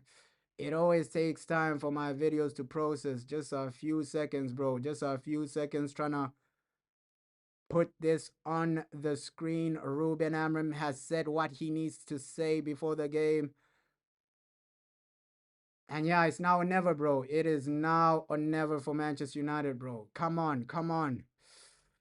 Oh, Aiden Heaven, I hope for like a great performance from him, bro. I hope for a great performance because if he doesn't do well, I think that's game over for Aiden. I genuinely do believe, yo, that's game over for you, my boy. If you don't perform today, you won't get another opportunity where you're getting this type of situation where, yo, Man United are gonna back you like this, bro. Aiden Heaven, it's now or never to perform. He might end up like Ferguson, right? Fredrinson, sorry. So he played against Grimsby Town. After that Grimsby Town game, he never got any game time after that, bro. No game time, nothing at all. The manager just stopped playing him. Let me put this on the screen, man. Let me put this on the screen. Ruben Amorim has spoken. Where is this? Where is this video? Ish. I don't know why my things take so long to process. Apologies, man. Apologies. It takes so long to process. The video is taking years to process, bro. Years to process. Ah. There we go. There we go. There we go. Need to ask you about the team news. You warned that there were some surprises potentially on the team sheet with problems in training. Matthias de Ligt's played every minute for you in the Premier League so far. How much of a blow is it to lose him, and what's the nature of the problem? It's hard because if you see that Sorry position, about that. especially this. Need to ask you about the team news. You warned that there were some surprises potentially on the team sheet with problems in training. Matthias de Ligt's played every minute for you in the Premier League so far. How much of a blow is it to lose him, and what's the nature of the problem? It's hard because if you see that positions, especially this year, just Harry and Mata play in that position, so it's a blow. He's doing really well, but I'm really excited with Aiden. He's working there. I think he has the right characteristics to play in there. So it's a big opportunity for everyone to see Aiden. So he's saying it's a great opportunity for Aiden Heaven. We were saying, yo, De Ligt is injured, but it's a great opportunity for Aiden. Of course, I expect it's a small thing. I expect to have Matt in the next game. Lenny Euro also not in the side, but does this show how much trust you have got in Aiden Heaven to give him this responsibility in your back line?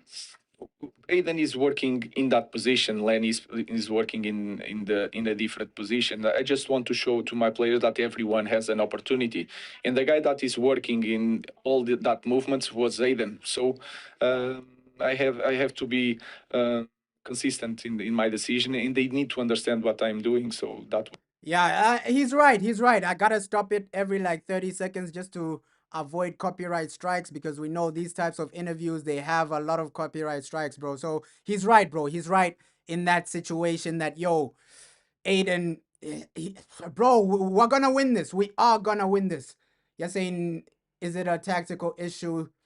He isn't picking Lenny Euro? I don't think so, bro. You went to the shower real quick. Yeah, bro, just prepare for this game. It's the key point.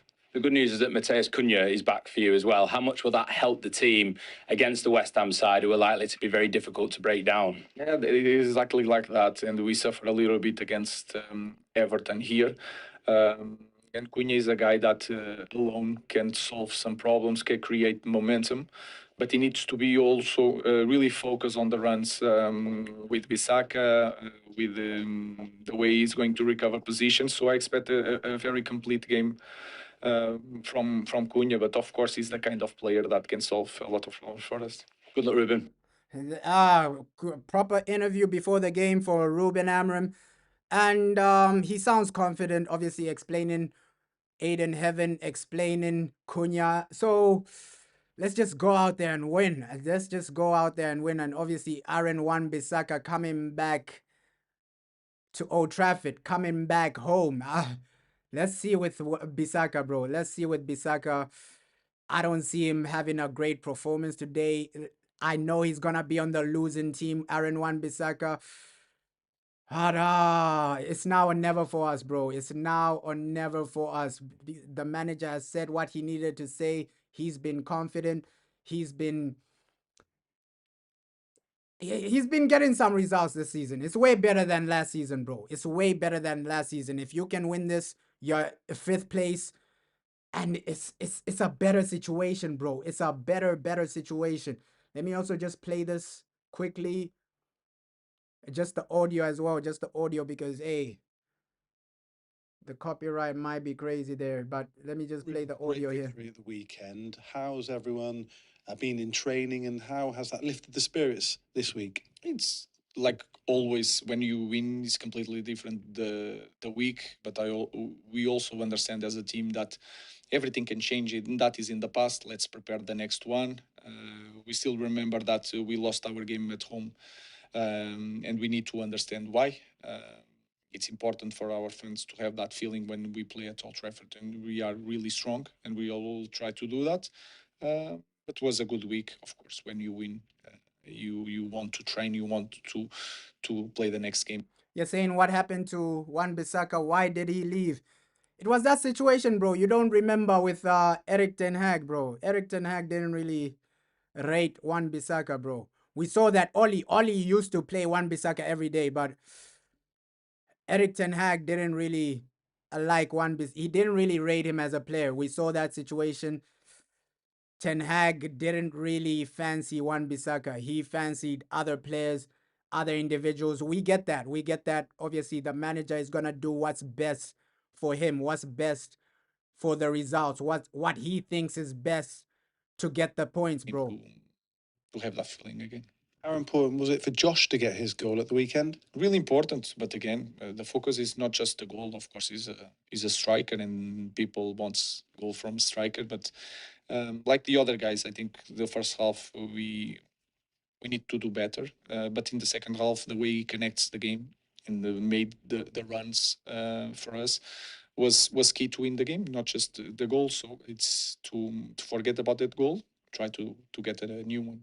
Yeah, bro, because we remember that situation where Ten Hag, he didn't really rate Wan-Bissaka, bro. We remember that situation. You're saying if he would have stayed, then Amram would. Yeah, probably he would have been like playing. Bissaka is a good player, bro. He's good defensively. That's what, at least Wan-Bissaka, he has an attribute where you're saying, okay, he's one of the best in the world at doing this, right? 1v1 defending. I think Wan-Bissaka, we can all agree that, okay, when it's a situation of 1v1 defending, Wan-Bissaka is hard to surpass him, bro. We saw him for Man United 1v1 defending, bro. He was an animal. He was a different type of beast. So, United, let's do what we need to do today. I think we can win. I think we have the capabilities to get the result, but it's just about, hey, the 3 points today. It might be hard to get a clean sheet just based on the defense we have right now. Aiden Heaven, and looks like Diego Dalot is in the center back position. But overall, if we can outscore West Ham, which I believe we can, we're gonna win, bro. A couple of goals from set pieces. How much of them were off the cuff, and how much of it is worked on the training pitch? It's everything connected. It's the feeling of the player, but also a lot of work behind the scenes. When Carlos and the guys and all the data that we receive help us to understand the game a little bit better and to improve.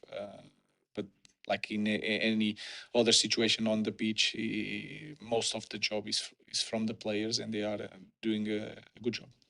You were asked in the press conference about Mason and the other players getting around Lenny after. Just to follow up on that, how good is that team spirit? And to see that as the head coach, senior players do that? I think for me, as a manager, is really important, but I take it as normal. If you spend so many hours with one guy, if you have a common goal, if you suffer all together, I think we should support each other, because in the end we have our fans, we have our club, but we are the guys that can change everything. To change everything, it cannot be one guy alone. It has to be all of the guys, and I think they slowly are understanding that we need to be really tight to cope with all the bad moments, even the good moments. So I'm really pleased with that. And he's right, bro. Like, we win together, we lose together. Today, 15 more minutes. Let's get it started. And we're ready, man. We are ready to get results against this game. Against oh, sorry. Yo. I don't know what's happening, bro. I don't know what's happening, but we are ready, man. We are ready. There you can see Josh. Everybody is ready, man. Everybody is ready for this game. Like, we can do this. We can win. Come on, Manchester United and Buemo. Everybody warming up, doing what they need to do. Joshua Zersky. We can do this, bro. We can win. Come on, Manchester United. You're saying Zersky needs more games to prove to Ruben Amorim. And you can even see how Joshua Zersky has been training. He's been training extremely well. He's been training with a lot. Yeah, he's been looking better. Yeah, let me just drink some water as well, bro. Let me just drink some water in my chest as well. Yo. Generally, defensively, we were seeing some good performances, yet clean sheets are eluding us. So how do we marry the two together, performances and get some clean sheets? I think we have a lot to do. We are suffering goals and some opportunities that we suffer against Crystal Palace. I remember a rebound on Lenny legs, Mata We're here, man. We're sleeping. here. All these things you cannot control, but you can control the penalty, the way we defend the box. I think we defend quite well the box in the last 10 minutes. We was not just the way we defend the box, but the way we block crosses. Don't allow a lot of balls in the box. So we are step by step trying to improve the team. We're here, man. We are here. Showtime for Manchester United. The lineup looks amazing. And the team just warming up as well, man. You can see there behind me, the team were just warming up for this game. It's time to show up now, bro. It's time to turn up, time to show up. It's a big game. Manchester United versus West Ham. Good, okay line. I think the attacking players are going to win us the game. Like, just score goals today. It's all about scoring goals. We see necessarily it's not really about how we defend. Can we outscore West Ham? I think get your goal difference up, try to keep a clean sheet. But when Diego Dalot is playing as a center back, it's gonna be hard to keep a clean sheet, right? It's gonna genuinely be hard. Just let's hope the midfield turns up. They've been inconsistent, Casemiro and Bruno. One day they turn up, the next day they're not really on point. So it's everything, bro. It's everything today, bro. Yeah, West Ham side is also good, bro. It is also good. That's why I'm saying with the defense we have, right? With the defense we have, that's why I'm not writing off a West Ham goal. That's why I'm saying, yo, we gotta outscore these guys. If we wanna win this game, just try and outscore these guys. Just try your best to outscore these guys. Try your best to do what you need to do. Try your best to eventually win this game. Come on, Manchester United. We're ready for this, man. We are ready for this. Let's see what first 10 minutes. Let's see what team turns up, bro. First 10 minutes, let's see what team turns up. Announced Matheus Cunha is fit. How eager is he to get back on the pitch? He's excited. He's going to I think if he has the opportunity, he's going to play with that joy that we need. He needs to be ready because it's going to be a tough match, but it's one more option, a clear option to help us to play better. Just fun. You're saying, yeah, West Ham for sure they might get a goal, bro. That's why it's just about what we do offensively, bro. Offensively, if we can score more goals than these guys, I think we'll get the win. Big up, bro. Big up, bro. Big up, bro. And your fight is soon as well. Were you training or not, bro? Were you training today, or you're just focused on watching Manchester United? Nah, good luck with your fight, bro. West Ham and another Portuguese coach, Nuno. What are you expecting from them? They had a much improved November. He's really experienced. He's really smart. He knows how to play the game. He knows how to control the environment. He knows how to work with different squads and take the best of that squads. So I expect a very tough match. But if you look every week, every game on Premier League is really tough, and we are ready for that. And he's right. Every game is extremely tough, bro. Every game in the Premier League is extremely tough. And, bro, this team is unpredictable. One day they'll win, the next day they'll draw, the next day they'll lose. Everton, we were expecting to win, and then they failed to score against 10 men. So this team is extremely unpredictable, bro. You are right. You are right. And with Nuno, that new manager bounce is there for West Ham. Let me also just show the West Ham lineup as well, because that manager bounces, they are a real thing in football, bro. Nuno, he's been okay. He's been okay so far, bro. He's been okay so far. So this is the West Ham, bro. This is the West Ham. Bisaka back at OT. Bowen, bro. Nuno, he's the guy that has made this West Ham team at least a bit more competitive. Because before he came in, West Ham were looking like a joke, bro. West Ham were genuinely looking like a joke. You're saying you're taking it easier now, leading up to your fight. Now, good luck, bro. Good luck with your fight, bro. Good luck with your fight.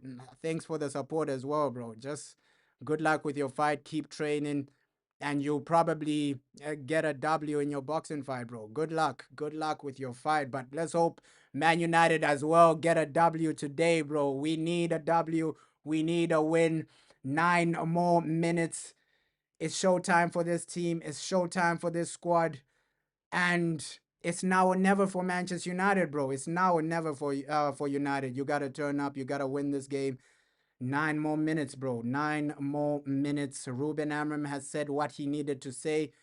Obviously, let me play that again for some people that genuinely didn't hear what he said. Let me just play that one last time. You warned that there were some surprises potentially on the team sheet with problems in training. Matthias de Ligt played every minute for you in the Premier League so far. How much of a blow is it to lose him, and what's the nature of the problem? It's hard because if you see that positions, especially this year, just Harry and Mata play in that position, so it's a blow. He's doing really well, but I'm really excited with Aiden. He's working there. I think he has the right characteristics to play in there, so it's a big opportunity for everyone to see Aiden perform. But of course, I expect it's a small thing. I expect to have Matt in the next game. So he's really excited for Aiden Heaven, bro. Yeah, Zersky, let's hope Josh does get the goal. Let's hope Josh does get a goal. Yeah, you're taking a shower. Hey, the game is about to start, bro. Don't miss the game, though. Don't miss the game. The game is about to start. 8 minutes. Come on, and you can see the confidence Ruben Amorim is talking about. Aiden Heaven. Aiden Heaven, this is your time. The manager has backed you. I think it's now or never for Man United. They're really training extremely well before the come on right now. We gotta do something. We gotta win this game. And fair play to the manager. This is a game I have confidence, bro. I do have confidence in this game, bro. I do have confidence, even the way he's talking, even the way Ruben Amorim is talking. Lenny Euro also not in the side, but does this show how much trust you have got in Aiden Heaven to give him this responsibility in your back line?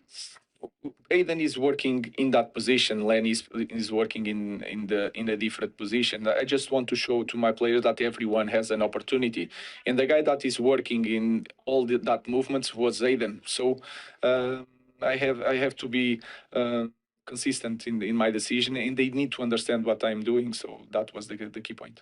The good news is that Matheus Cunha is back for you as well. How much will that help the team against the West Ham side, who are likely to be very difficult to break down? Yeah, it is exactly like that. And we suffer a little bit against Everton here. And Cunha is a guy that alone can solve some problems, can create momentum. but he needs to be also really focused on the runs with Bissaka, with the way he's going to recover position. So I expect a very complete game from Cunha, but of course he's the kind of player that can solve a lot of problems for us. Good luck, Ruben. Thank you very much. Need to Yeah, ask you good about the luck, team news. You man. Good warned that there luck. were some Ruben surprises Amorim has potentially. said what he needed to say. Great interview by Ruben. We are in the building. We are ready. Let's turn up. Let's win this game. And let's just go to that next level. Come on, United. It's now or never. 5 minutes, bro. 5 minutes until the game officially starts. Yo, hi, bro. How you doing? You're saying scared. I talked about that, bro. I'm scared that Delit is not there. No Delit. Maguire not really there. Let me put the team back on, right? We've already listened to what the manager had to say. He sounds confident before the game, and he backs Aiden Heaven to do well today. This is the West Ham team, but this is the Manchester United team, bro. We are here to deliver. We are here to deliver. Come on. Lamens, Aiden Heaven, Luke Shaw, Diego Dalot in the back three. It's a comfortable team. We could have done better with the back three, but it is what it is. Amad Diallo, right wing back, Casemiro next to Bruno Fernandes, Mazraoui, Mbuemo, Konya, Zerski. So it's we can win with this team. We can get a W with this team, but yeah, it's now or never, man. It is now or never. 4 minutes, Manchester United. Let's do this. Let's win the game. Let's perform and let's do what we're supposed to do, what we're meant to do for this game, bro. Please, please, United, win this game.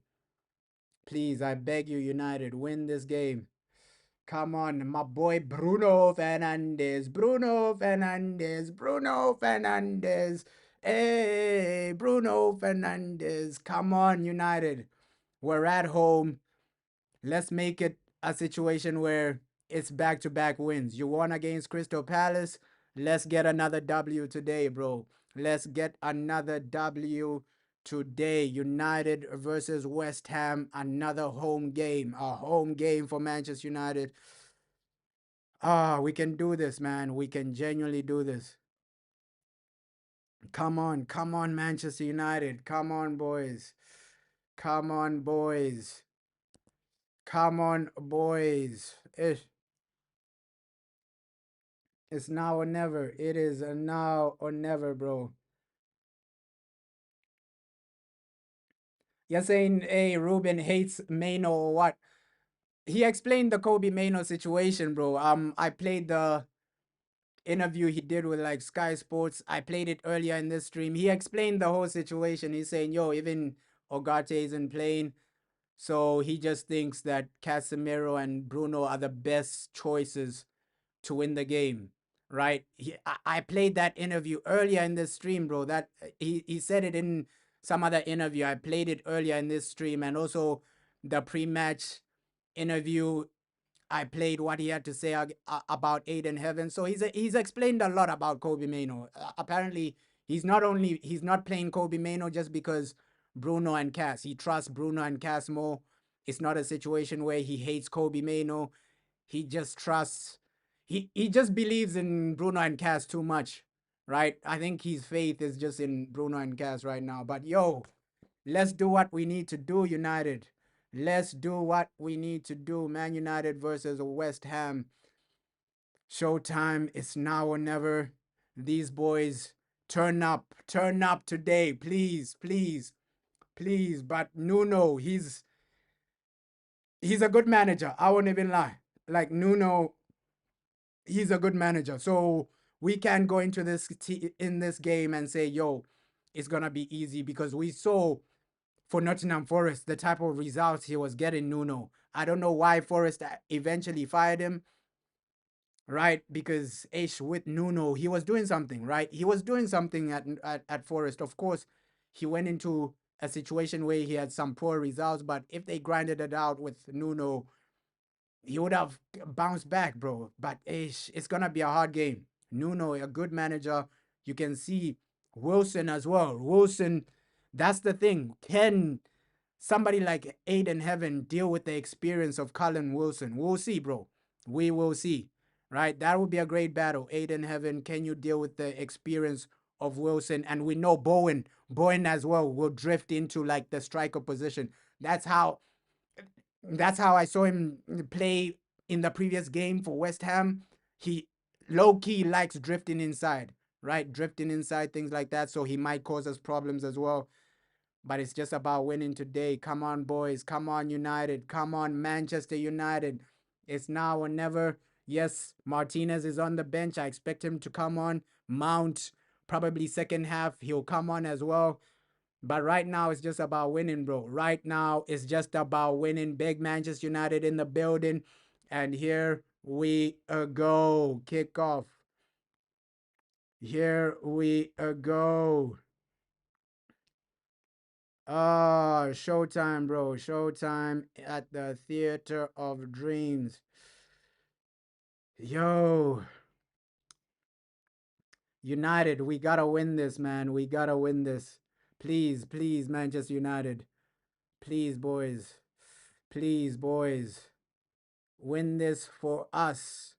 Do this for us. West Ham United. Let's hope we don't concede early, because it always messes us up, right? The moment Man United concede early, it always messes us up, bro. We always fumble when we score, when we concede early. Like with West Ham, when we conceded first half, we failed to break them down. We failed to break them down. At least Crystal Palace, we conceded a penalty first half, but then we came back. So with this team, it's 50-50, bro. 50-50 with this team. Anything can happen, but I think we can win today. My boy Mbuemo. Brian. Ish. Good start, though. Good start. At least you are getting the ball into the final third already. Looks like Aiden Heaven is the center back. So we know that Premier League formations, they're always accurate, bro. They are like 80% accurate, bro. 80% accurate. Premier League formations, they are 80% accurate. Looks like, yeah, Diego Loki, he looks to be on the left wing back situation. So it looks like Mazraoui and Diego Dalot. Diego Dalot is the left wing back, though. Diego Dalot is the left wing back. That's why I was shocked. Like, what?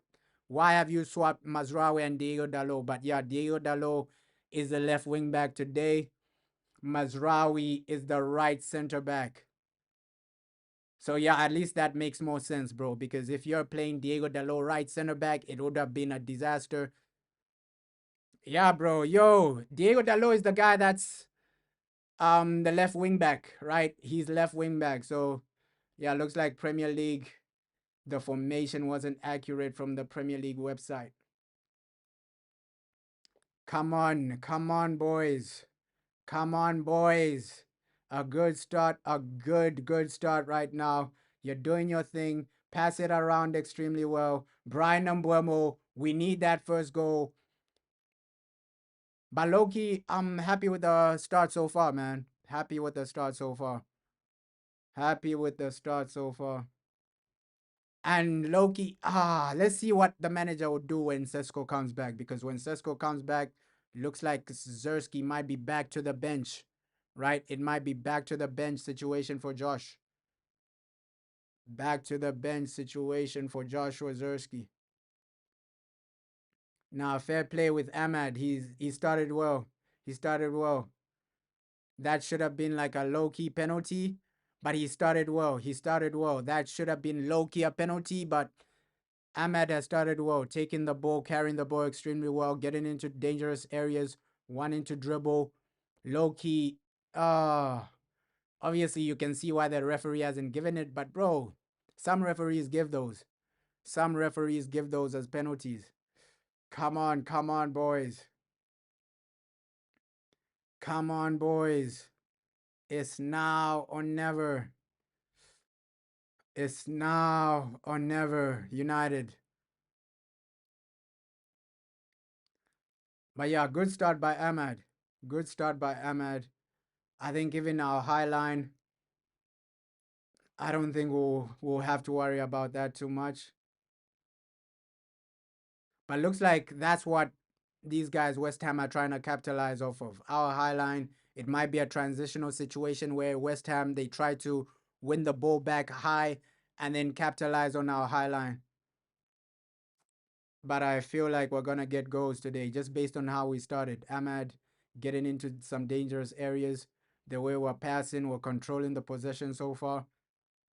Good start, man. Good start. Good start. Good start. Yeah, we do need to be careful with the counter attack, bro. We do need to be careful with like the counter attack because we're playing a high line right now. We are playing some type of high line. We just need to be a bit careful with these guys. Their counter attack might do us over. Genuinely, that might be the situation where you get done over because of a counter attack. So come on, United. Come on, boys. Come on, boys. It's now or never. Now or never. Even Aiden Heaven, the reason we're playing with a highline, Aiden Heaven, he's not slow, bro. He's not a slow defender. This guy has pace. Like in the Premier League, I think there was a stat saying players, defenders under 25, I think Aiden Heaven, based on pace, he's top 3 or something like that. So he's a really fast defender, bro. So I've forgotten which play. I think it was BBC. BBC were doing some other poll saying defenders under 25, fastest defenders under 25, and Aiden Heaven looked like he was like in the top 3. So he's not slow, bro. This guy is not slow, Aiden. Under 25, I think he's top 3. Oof. Great block as well. Cass, already starting the game extremely well. Already starting the game extremely well. Defensive attributes. But what I said before might come to fruition. It's not unrealistic for West Ham to get a goal. So we have to outscore these guys today, bro. We have to outscore these guys today. And just defend the corners as well. Just keep it simple in the back. Get the first goal at least. At least get the first goal. But yeah, Aiden Heaven isn't like that slow. I think a lot of people think he's like a slow defender, but he's not that slow, bro. He's not that slow.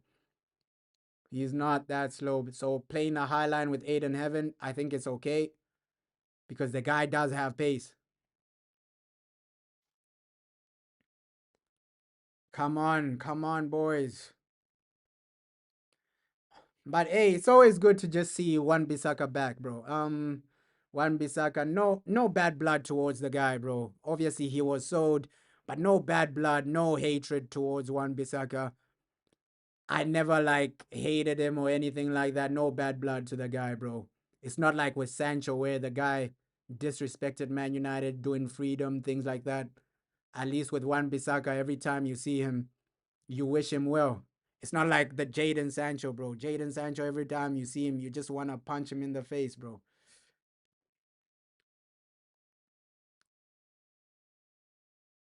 You're saying we don't have the mentality that we need to push forward. Yeah, but low key, this is how we started against Crystal Palace and then we turned it around. That's why I say with Man United, they're a team based on a momentum, bro. They are a team based on momentum. Yeah, Aiden Heaven already on a yellow as well. Already on a yellow as well. So if he gets another yellow, that's a red. If he gets a red card, we're screwed. We are screwed. That's the thing. That's the thing with inexperienced defenders. They're too passionate. They're too passionate. They'll get cards easily. So we saw that with Aiden Heaven. He's too passionate, bro. He wants to prove something too much. He's overcommitting too much. So, Ish, let's hope he doesn't get a red card, Aiden. But yeah, West Ham looking like the better team so far now. Like offensively, we still need to do a bit more. Come on, come on, come on. Come on. Yeah, just pray that Aiden doesn't get a red card. Please, my boy. A red card genuinely hurts us in this game. It genuinely does. Especially that the lid is there, right? I'll be more even if we got a red card, I'll be more confident with the lid.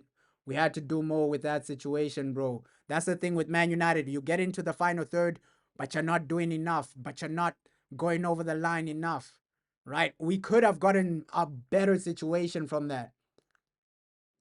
Ah, man, we could have gotten more from that situation. Like every time we're in the final third, it's either a misplaced pass or a poor shot. I know, yo, Bruno is claiming like something went on. He's claiming a penalty there. But we gotta do better though. We gotta do better in the final third. I think we see this in so many moments for Man United, bro. We see this in so many moments. Like United start well and then you eventually don't really see the best situation, the best outcome. Yeah, but this is a 50-50 competitive game so far. We're seeing West Ham get into our final third. We're seeing us get into their final third. But the thing is, Aiden Heaven, keep that guy away from another yellow. That's why second half, just bring on Lenny Yoro, bro. Don't risk it. I think second half, 60th minute, 70th minute, bring on Lenny Yoro because West Ham, they already know that, yo, Aiden Heaven is on a yellow. They're going to be pressuring him. They're going to be pressuring him. The pressure is going to be on Aiden Heaven just because of that yellow. But yeah, Nuno, I said this before the game. Like, he's going to set his team up extremely well.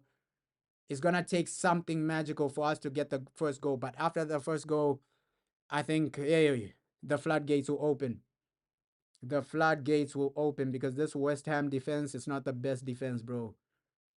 Like, trust me, the West Ham defense, besides Bissaka, I think they're average defenders for West Ham. Poor. We've been poor. The passing, even from the goalkeeper, Lamens could have done better there. We've been poor with the passing in the final third as well. Come on, boys. Come on, Manchester United. Come on, Manchester United. It's now or never. We need these 3 points, man. Because Chelsea are right there. You get 3 points, level on points with Chelsea, 5th place, and then you're smiling about it. Yeah, technical issues, so they paused the game because of the referee. Referee wasting time. Referee wasting time in the game. He was wasting time in the game because of technical issues. Yeah, we are playing as if we're scared, bro. I agree with you. We are at home, but we should be playing a bit more attacking. I agree with you. We haven't seen too much of our Brazilian star Cunha. In the final third, we're not really doing a lot. It's like the ball is spending too much time in our half, bro. It's spending too much time in our half.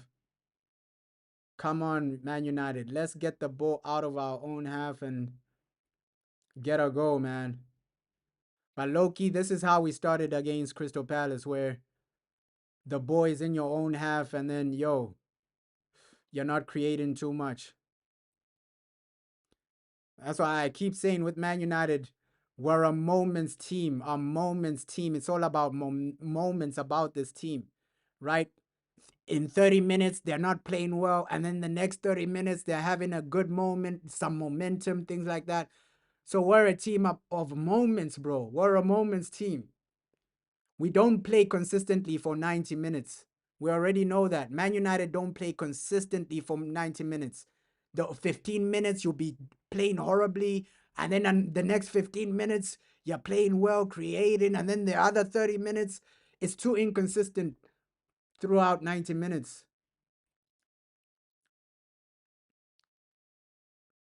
Yeah, if we can counter, we can win. Like, we have some players there with pace.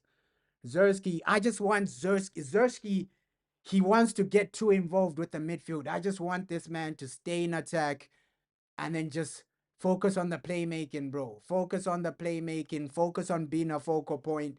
Stop coming deep. I know Zersky wants to help deep, drop in deep, help this and that, but just focus on being a focal point. Focus on being a focal point, my boy Josh. But yeah, it was also great just that, yo, our Argentine star is back as well, man. Low key, I forgot he's on the bench. So next second half, probably bring him on because Aiden Heaven is on a yellow. So just bring him on second half. Martinez. Martinez, the butcher. Oh, butcher. Martinez. Yeah, fair play, fair play, fair play. Let's keep it moving, bro. Let's keep the ball moving. Keep it moving. Better passing in the final third. Better passing in the final third. That's what we need, bro. Ah, that's the thing with United. Too inconsistent in the final third. The passing is below average. Every time you get to their final third, you lose the ball. It's like we can't sustain an attack. No chance creation so far. Their goalkeeper hasn't really had any saves to make. No chance creation so far. But it's a long game. It's a long game. Football is 90 minutes, bro. Football is 90 minutes. Football is 90 minutes, but the first 20 minutes, no real chances. No real chances, no real shots on goal. Yeah, Bruno-ish. That's the thing with Magnifico. I think Bruno is the perfect example of Man United. He's also inconsistent. Sometimes he's unbelievable, scoring goals, doing this, doing that. But then sometimes he's not doing a lot.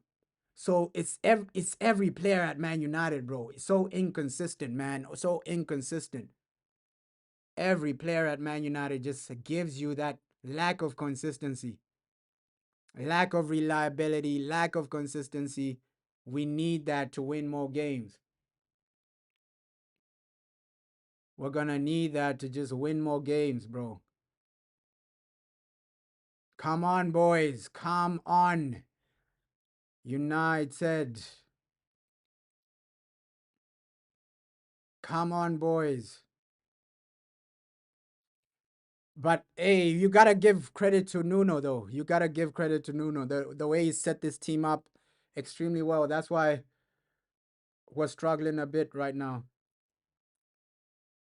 We're struggling a bit right now. A lot of people think that Nuno is a bad manager, but he knows how to set up his teams, bro. He knows how to set up his teams. He knows how to get results, though. And Bisaka hasn't been too bad in this game as well. Bisaka hasn't been too bad, but Lenny Yoro is warming up. Looks like Lenny is warming up, though. And I won't be shocked. We've seen the manager take out a player before halftime. We remember last season when he took off Joshua Zersky before halftime. Then Zersky started crying, went straight to the dressing room. So Ruben Amorim has already done that before, taking off a player before halftime. So the fact that Lenny Yoro is already warming up, I won't be shocked if he takes off Aiden Heaven before halftime because he did that last season. I don't know if people remember the last season where Ruben Amorim took out Joshua Zersky before halftime.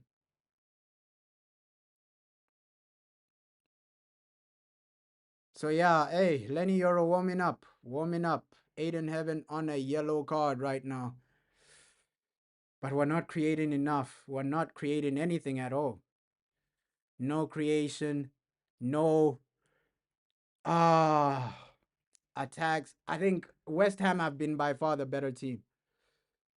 We need to improve, bro. We need to improve. Lamenza's touched the ball more than their goalkeeper. That's the real fact of this game, bro. That's the real fact of this game. Come on, boys. Yeah. Come on, boys. It's now or never, bro. It's now or never for Man United. These are massive 3 points. We need to catch up to Chelsea.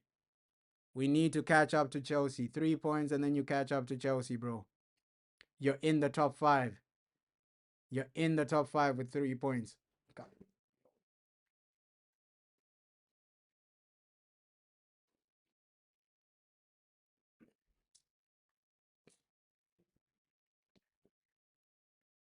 You are in the top 5 with 3 points. Oh, come on, boys. Come on. Come on, Manchester United. Come on, my boys. Oh.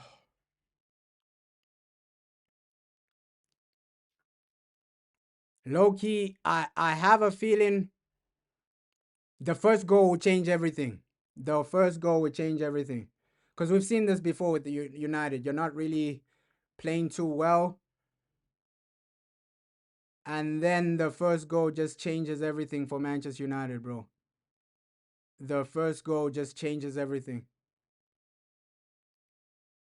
And that's the type of team we are, bro. That's the type of team we are. We're so inconsistent, but we rely on momentum, right? That first goal is going to change the whole momentum. We saw it against Crystal Palace. We got the first goal, and then we started playing better.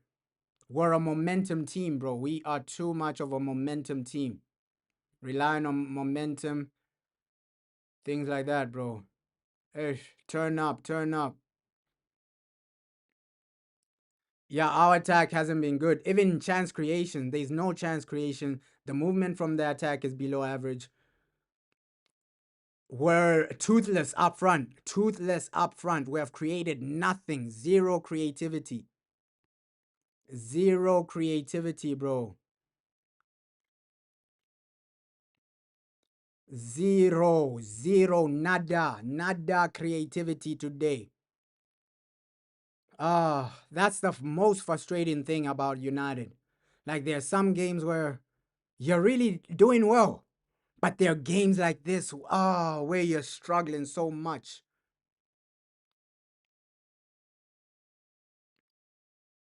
Zero creativity from Manchester United.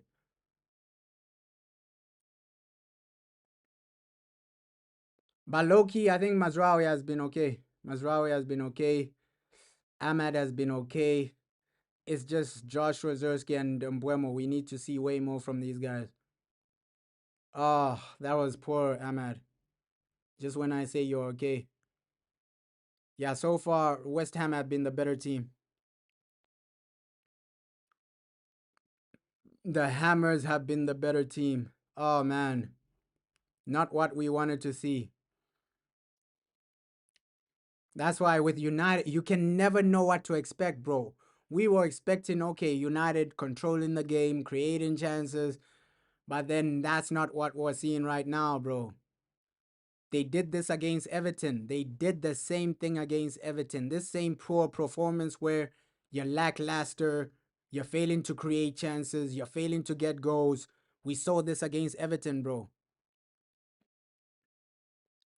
You're saying you hope it won't be a situation where we rely on set pieces. We might end up seeing that, bro. We might end up seeing that. But yeah, it'll be really poor if we rely on set pieces against West Ham.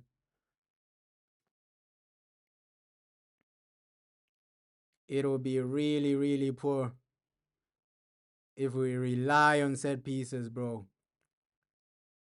Come on, I just want to celebrate that first goal. United, start attacking, please. Start attacking, please. We just want to celebrate that first goal. Celebrate that first goal. Take yourselves to that next level as well, bro. Come on. We need to celebrate a first goal. United, please. Come on, bro. Come on.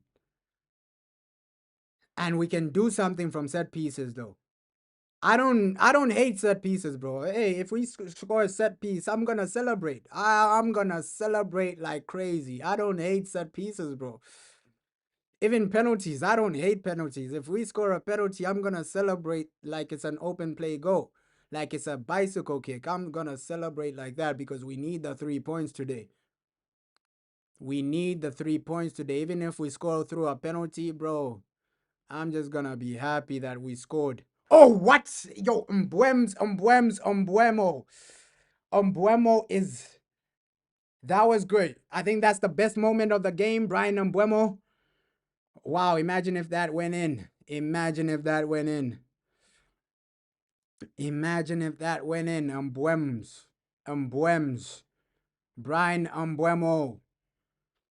That would have been an insane goal. That would have been an insane goal. Mbuemo.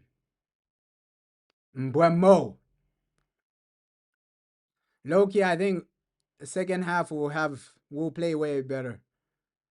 But let's just try and get the first goal in the first half. Because I've noticed like a pattern from United. We're not really like a first half team, bro. We're not really like a first half team or a first 30 minutes team. First 30 minutes of majority of our games where we look extremely poor. If you look back this season, a lot of the games we're scoring in the second half or something, bro. We're scoring in the second half. Crystal Palace, it was a second half situation. I think the only game that we scored 2 goals in the first half comfortably was that Chelsea game, right? Chelsea got a red card and then we got 2 goals in the first half. But usually we score in the second half, bro. We're like a second half team. Crystal Palace, second half. A lot of games. I think Liverpool, we got the winner in the second half. So, bro, a lot of our goals come in the second half. We're not really like a first half team, bro. And that needs to change. That genuinely needs to change. We need to be a team being consistent throughout 90 minutes. But if you look at most of our games this season, a lot of the goals have come in the second half, bro. A lot of our goals have come in the second half. Fulham, a lot of the goals come in the second half, bro. So, let's just win today. Win today. I just hope they do get a goal in the first half because that goal gives you momentum. At least with that goal, bro, I think West Ham will fall apart once we score the first goal. That first goal will just be a catalyst for more goals, bro. I have a feeling West Ham will fall apart once we get that first one. So the first goal is it's everything for us, bro. It's everything for us. But usually we get goals in the second half. Like the only games you can say, yo, we've scored in the first half was what? Chelsea 2 goals first half. I know we got 1 goal against Liverpool first half, but we don't really score in the first half too much. Come on, my boys. Come on, my boys. United.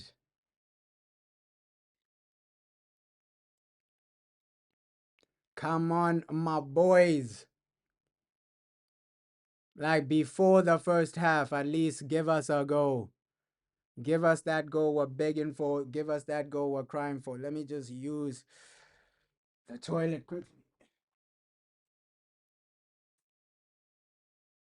Yeah. Just tell him. Because I'm speaking.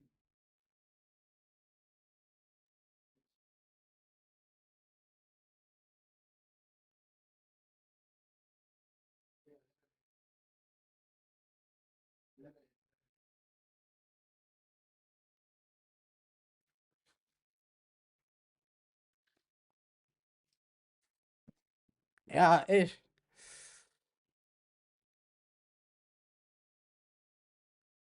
Come on. Come on.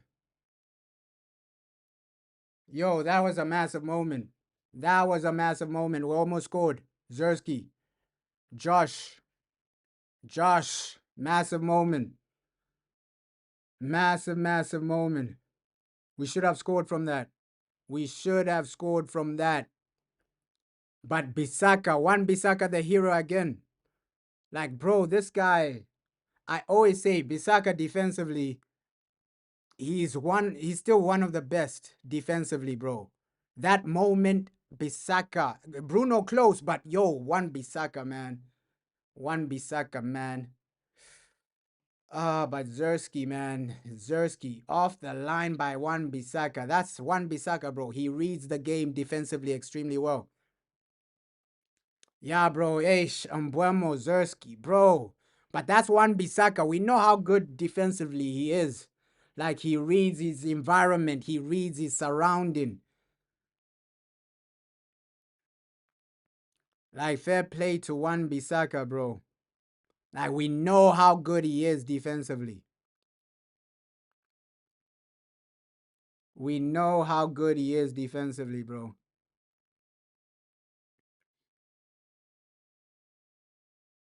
Oof. Let's hope we just don't concede, bro. Let's hope we just don't concede, please. Please, please, please. Please, United, please. Yeah, brilliant defending as well. But just don't concede. I think there were shouts of handball, but that was never a handball, bro. That was never a handball. They were shouts of handball, but that was never a handball. That was never, ever a handball, bro. That was never. Oh, man. United.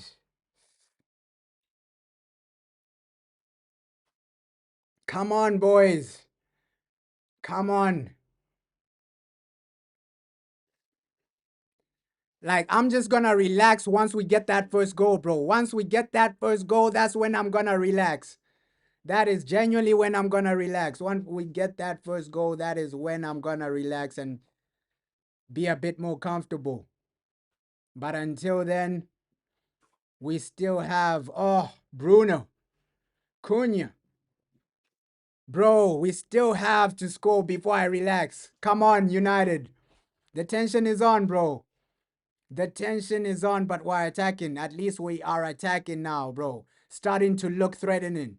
We're starting to attack. We're starting to look threatening. We're starting to take the game to West Ham. That goal is coming, bro. That goal is genuinely coming. Yeah, come on, United. Come on. That goal is genuinely coming. Oh my God. Yeah. Thank the Lord for a poor first touch and an offside as well. Thank the Lord for a poor first touch. Bowen, poor first touch and an offside as well, bro. But yeah, but today it's just about winning, bro. It's just about winning. I know people want to see us play fancy football, this and that. Of course, you want to see that when you're playing at home, right? You want to see great football, this and that. But right now, I'm just focused on the first goal, right? I don't care how they get the first goal because I know that first goal will be a catalyst for more. It'll bring us way more goals. And we've gotten close in this game, bro. Zersky went close. Oh, come on, come on, come on. And I just want to see the ball go to Cunha a bit more. Give the ball to Cunha a bit more, man. I feel like if we create something that gets us a goal, our Brazilian star will create it, bro. I feel like, yo, Cunha, today he might just get a goal or an assist. I just have that feeling. I just have that feeling. After the injury, he comes back with a goal or an assist. I just have that feeling, bro. You're saying at this point we should just we should just focus on winning, bro. We should just focus on winning, focus on scoring. It's not about this, it's not about that. It's just about winning right now. Let's catch up to Chelsea. The Dusty Blues, they lost their game, Chelsea, bro. They lost their game, right? Chelsea lost to Leeds, bro. Chelsea lost to Leeds. Yeah, bro. Come on, come on, come on. Come on, come on, come on.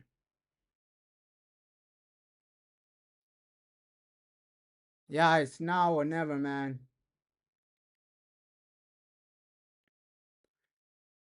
And you can see Zersky is great at getting into some good positions. It's just that the goal, ish.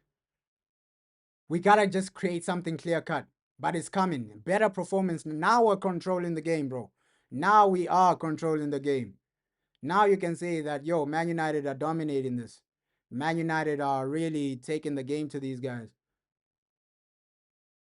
I think second half, that's when the goal will come. But, yo, we're controlling everything. We're controlling this. But, wow, Bisaka, man.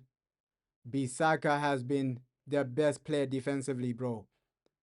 Bisaka has been their best. One Bisaka, what a player, bro. What a player defensively.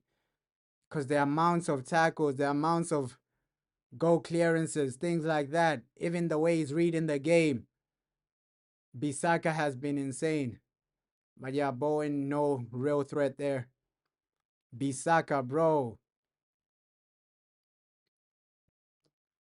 He has been insane today. But low-key, I have a feeling that Mazraoui as a right back is better than Bisaka. Bro, the referee, he's got to be doing better in those situations, bro. Referee, what are you doing? Referee, what are you doing?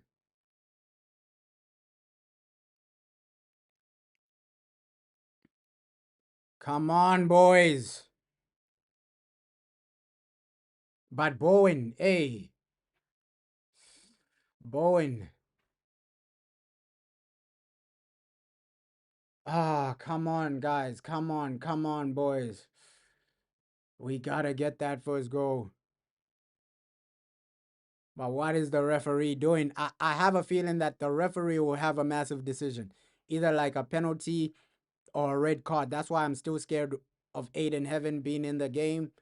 Because this referee, bro, he's just waiting for that Aiden Heaven mistake to give him a red. We already know that referees in the Premier League, they hate Man United, bro. They hate Man United. So this referee, he's just waiting for Aiden Heaven to make a mistake so that he can give Aiden Heaven a red card, bro. I know that's what the referee wants, bro. He wants an Aiden Heaven mistake so that Aiden Heaven gets his second yellow. We know how much referees hate Manchester United. We know how much these referees, they're so bad, they're so horrible, and they're so inconsistent when it comes to Manchester United, bro.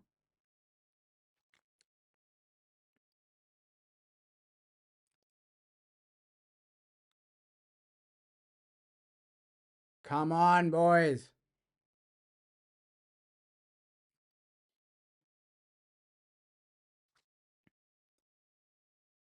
Come on.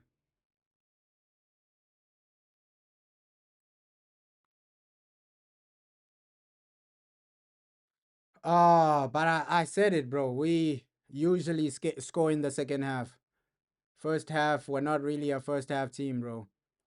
We are not really a first half team. And looks like Mason Mount is now warming up. Kobe Mano now warming up. They might come on second half.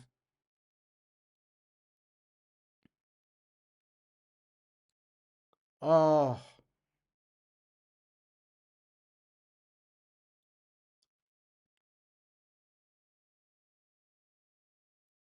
Come on.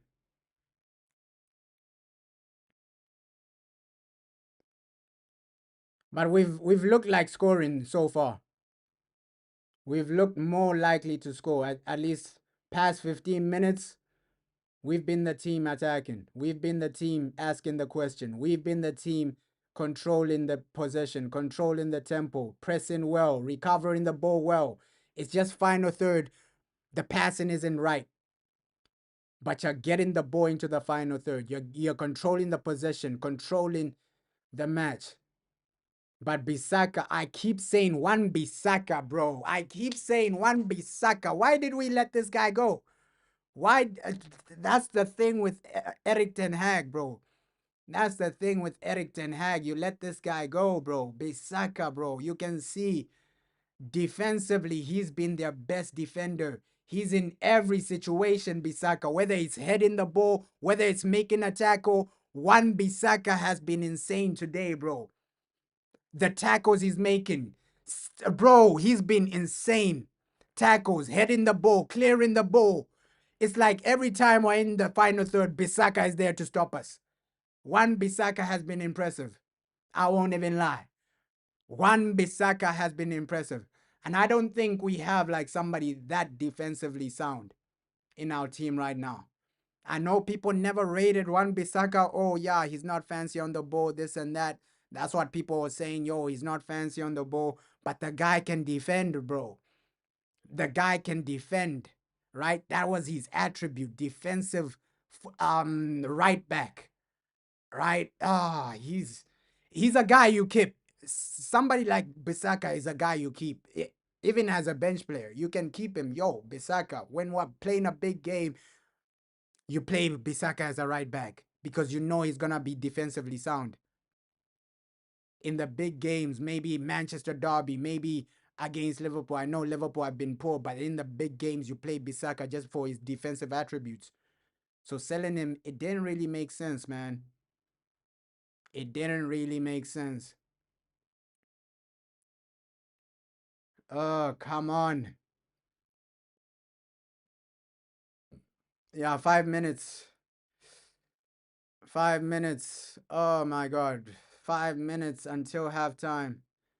Bissaka player of the match, though. Bissaka player of the match. Yes, saying, hey, Mush, do you think Flick will keep Rashford at Barca? Probably, bro. Probably. Hansi Flick loves Rashford, though. I think he stays. I think he stays. Low-key, Hansi Flick. We've seen in the big games. Champions League, he's always playing Rashford. I know recently Rashford has been on the bench or something like that. But yeah, Hansi Flick loves Rashford as like a backup option. I don't think he'll come back to United, Rashford. Even though if Barca don't keep him, I don't see him coming back. We might just loan him out again or sell him again. So Rashford, I don't see him coming back, bro. I don't see him coming back. But yeah, Bissaka, low-key, I think he's been the best player on the field. The best player on the pitch. Yeah, Lenny, Euro. Hey, second half is your half, my boy Lenny. Bounce back from the previous game. You gave away a penalty, but we still won that game, bro. We still won that game in style, my boy. Lenny Euro.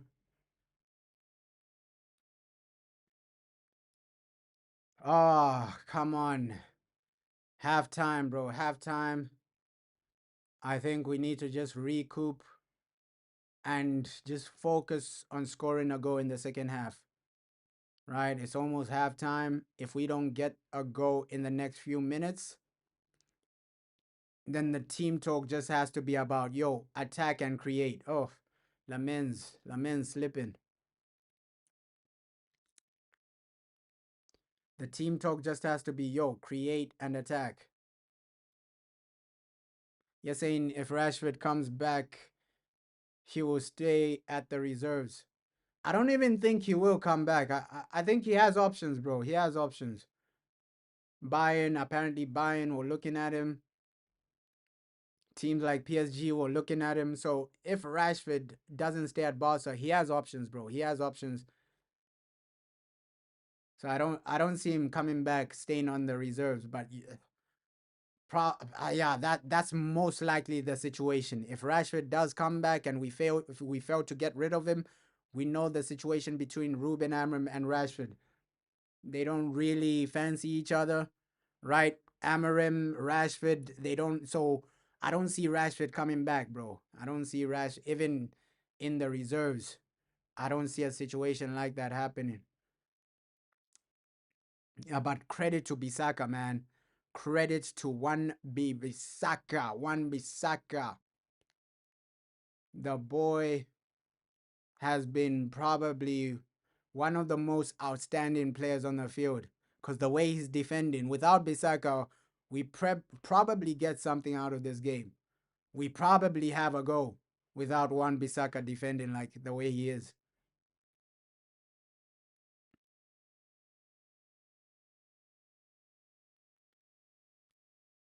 Yeah, good game though. Good game of football.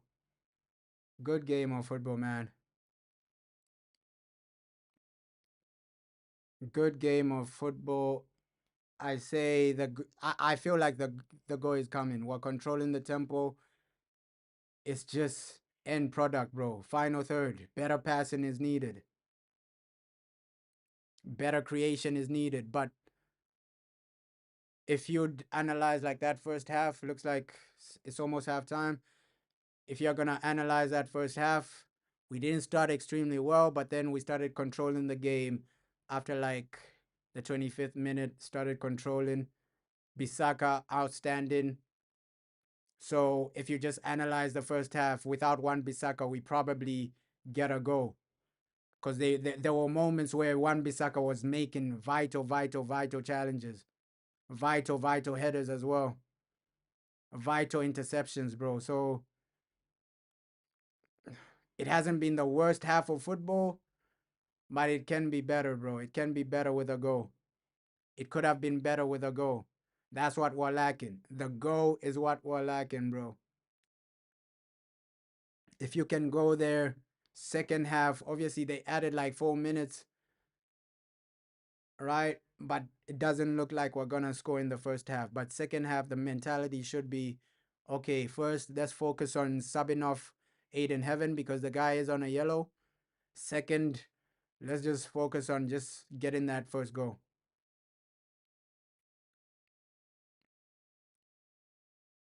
Oh, 1 minute though. 1 minute. 1 minute. Yeah, halftime. Halftime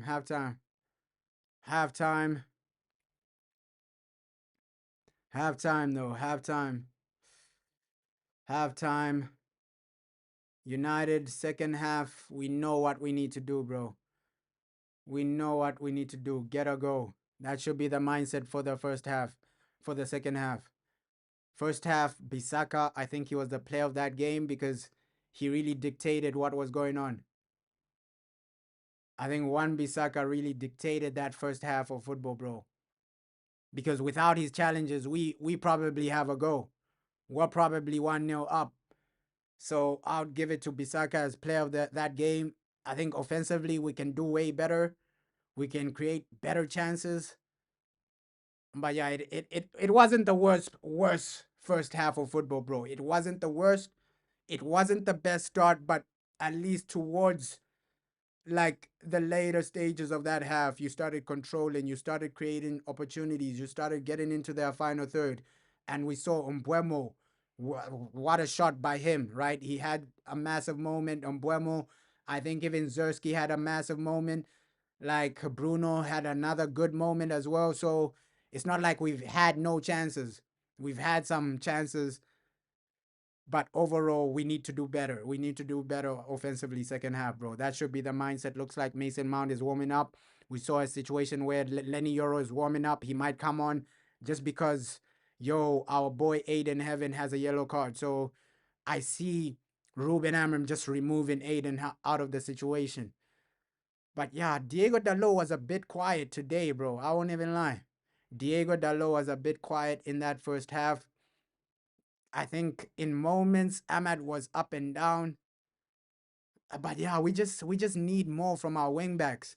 That's what I'm saying. Wingbacks like Diego Dalot, we just need way more crossing, attacking ability, going into the final third. Yeah, but second half we need to score. Second half we need to score. At least we haven't conceded, bro. Usually at halftime, we're crying about a situation where it's probably 1-0. We're 1-0 down or something. So at least we haven't conceded, bro. That's what I'm happy about. Right? We haven't conceded. And we've had some opportunities, but those opportunities were not good enough to get us a goal. So we need to do better second half. Second half, it's all or nothing, bro, because just looking at the table, this is an opportunity, bro. This is a massive opportunity. Top 5 is there. You can't afford to draw, bro. If this ends 0-0, I think I'll lose my mind. I genuinely think I'll lose my mind if this ends 0-0 because, bro, just think about it. Chelsea dropped points against Leeds. This is the perfect opportunity to just catch up to them, right? Catch up to the top 5, catch up to the top 4. So we can't afford even a draw. A draw is a poor result. We should have the mindset of, okay, a win or nothing, bro. Win or nothing. Go all out for the win, bro. That's the mindset we should have. But overall,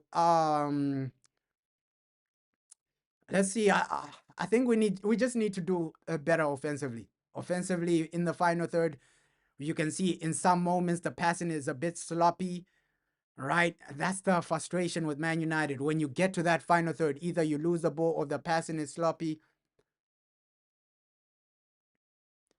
You're saying Wan Bissaka is a snake, plays 200% only against us. Ish.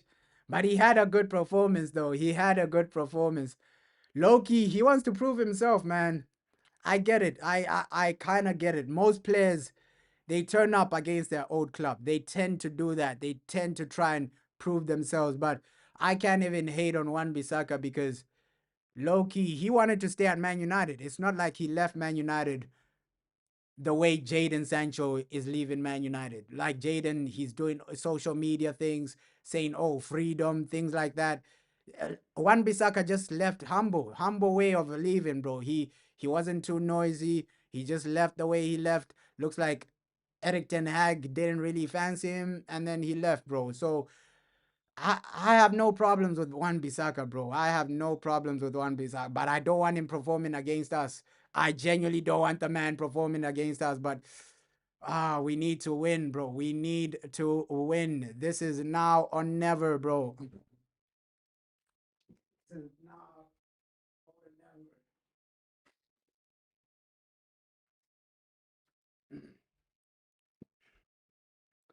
We gotta win, bro. We got to win. Yeah, with Wan Bissaka, no hate against him. But yeah, second half we might need to remove Aiden Heaven just because of that yellow. Midfield we can do a bit more. At least we started controlling the tempo after like the 30th minute or something like that. But it hasn't been the worst game ever, bro. It hasn't been the worst game ever. Yeah, we should have been 1-0 up, bro, if not for Wan Bissaka. So Wan Bissaka, bro, the man is having the game of his life against us. Right? The man is having the game of his life against us. So you can see the tackles he's making, the challenges he's making. And we just need more offensively. Offensively, final third, the passing needs to be way better, bro. Because I see some positions where, okay, Ahmad has the ball. Either he loses it or the ball goes nowhere. It's same with Cunha. Cunha, we need to see a bit more. But overall, the goal will come second half, bro. I'm not in panic stations right now. We are creating some opportunities. It's just that Wan Bissaka, bro. Imagine if he didn't clear that Zersky header. We're 1-0 up. So Wan Bissaka is having the game of his life, bro. He's having an unbelievable game. Look, that clearance off off the line. Off the line by one. We should have been 1-0 up. Zersky should have had a goal. But Wan Bissaka is just having a great performance. So I'm not in panic station right now. I just see that, yo, Bissaka, this man, he's preventing us from scoring. His performance today, fair play. Fair play to him. But don't perform against us, bro. You can perform the next game. Please, Wan Bissaka. Second half, you need to be horrible. Right? We need you to be horrible, Wan Bissaka. You can perform in your next game. Today, just throw away the game, bro. Throw away the game. Maybe score a non-goal as well. Please. Bissaka, we need you. We need you to drop your performances. But overall, I'm not in panic stations. I'm not genuinely panicking. That half, we saw some moments where, okay, they're okay moments, but there are some moments where you're saying, okay, you're losing the ball a bit too easily. But the goal is coming, bro. The goal is coming. I'm not worried. I'm not panicking. I'm not, bro. I can feel that the goal is coming. A goal is genuinely coming second half. It's just that let's prevent a red card because if Lenny Yoro gets another yellow, bro, that's when the momentum will shift to West Ham. But right now, looks like we had some good momentum. We had some okay moments. It's just that Bissaka was unbelievable, man. Yeah, I don't think you're right, bro. I don't think it's been a bad performance for real, bro. Like it's just that one of their players is having the performance of his life. It hasn't been a bad performance. Obviously, first like 20 minutes, we saw a situation where West Ham were in our box, bro. That was a frustrating moment, but I said, "Yo, this is how Man United always start and we are a second half team, bro." I always say this like Man United, we don't really score a lot in the first half. It's always the second half, bro. It's always the second half you're getting goals. Second half, you're scoring, right? We saw it against Crystal Palace. It was 1-0 down at halftime. Second half, you got some goals. Usually, this season, most of our goals have come in the second half. So I'm not really panicking, bro. I'm not really panicking. We are at home. We are controlling some of the tempo. Yeah, but looks like Bisaka has been first in everything. Chance created, touches, final third passes, Jules won, tackles. So you can see the man is having the performance of his life, bro. He's been first in every situation. Chance created, Jules, tackles. He's been the first for both teams. For both teams. So Bisaka is just having the game of his life. Yeah, the defense has been okay, bro. You're saying you're sorry, but Aiden Heaven needs to be subbed off. Yeah, that yellow card is scaring me because that's where the momentum might shift, right? You don't want moments like that where you get a red card and then oh man, you're down to 10 and then the momentum shifts to West Ham. You don't want that, bro. You do, especially a defender getting a red card. You do not want that because you're gonna have to either sacrifice Zersky or sacrifice Cunha just because Aiden Heaven gets a red card. So just sub him off as soon as possible. You don't want to risk it, bro. You do not want to risk those situations. But yeah, I still have a feeling that my boy, the Brazilian star Cunha is gonna get a goal today, bro. My Brazilian star. Ish. I also have a feeling Bruno outside the box. I still have a feeling we have 2 goals in the second half. We have 2 goals in us in the second half. I'm gonna say 2-0, bro. 2-0. We're gonna get some 2 goals in the second half. Let's see. Second half about to begin. I have a feeling Cunha might get a goal. Bruno is due a goal, bro. Bruno is due a goal, man. Bruno is due a goal. So, we need to get our goal difference up. At least try and score 2 goals second half, bro. At least Wolves, I know we're gonna get. It's gonna be a goal thriller, bro. Wolves, they're a really horrible team. That's where we gotta do what we need to do. You're saying, do you think Zersky, Sesko is gonna come back and bench Zersky? Probably, bro. Probably that will be the situation because we saw the only reason Zersky was playing is because Sesko was injured. So, hey, let's hope Zersky should have had a goal, but that goal line saving header from Wan Bissaka denied him a goal. But overall, Zersky, let's see, man. Let's see when Sesko does come. Let's see what Ruben does, right? Because it'll be a lot of tension if he drops Zersky. I think Zersky will crash out and then probably force a move away from Man United. Let's see. Let's see what the manager does, bro. Let's see what the manager does. But right now, let's just focus on winning this game. Second half, do what you need to do. Looks like Lenny Euro is coming on. Lenny Euro is coming on. Second half about to start. Lenny Euro is coming on. Lenny Euro is coming on. So that second half about to start. Euro on the touchline, ready to come on. Ready to come on. So yeah, the substitution was there to see. Probably it's gonna be Aiden Heaven coming off because of his yellow. And I don't even hate the manager for doing that. Obviously, the confidence from Euro will go down because getting substituted at halftime. No one wants to see that, bro. No one wants to experience that. But it is what it is. Aiden Heaven, you have a yellow card. It's gonna destroy his confidence, bro. It's gonna destroy Aiden Heaven's confidence, subbing him off at halftime. But it is what it is, bro. We can't risk another yellow card. We cannot risk another yellow card. We can't risk a red card, bro. So yeah, Aiden Heaven coming off, Lenny Euro coming on. He's not gonna be happy, Aiden. He's not gonna be happy getting subbed off at halftime. But it is what it is. He's still a young player. You'll bounce back from this situation. You'll bounce back. You will bounce back. But that yellow card just took you. It really damaged your game, right? So we had to make this substitution, bro. We had to make this substitution. So yeah, great to see Euro. Great to see Euro, bro. Good to see Euro. Let's just hope he doesn't make a mistake. If Euro makes a mistake after giving away a penalty again, a lot of people are gonna cook him, bro. A lot of people are gonna cook the man. So just for Euro's safety, don't make a mistake in this game, please. Because it won't be a good look, right? You come on at halftime, and then you have the reason we concede a goal. So Lenny Euro, I know he's gonna have a good performance today. Let's just go do what we need to do. Low-key, I feel the defense is way better with Euro in the team. So, hey, unlucky for Aiden Heaven, but it is what it is, bro. You had a yellow card. We can't risk another yellow. I understand why the manager took you off. It is what it is, my bro. It is what it is. Yeah, second half. Second half. Let's do this, bro. Let's do this.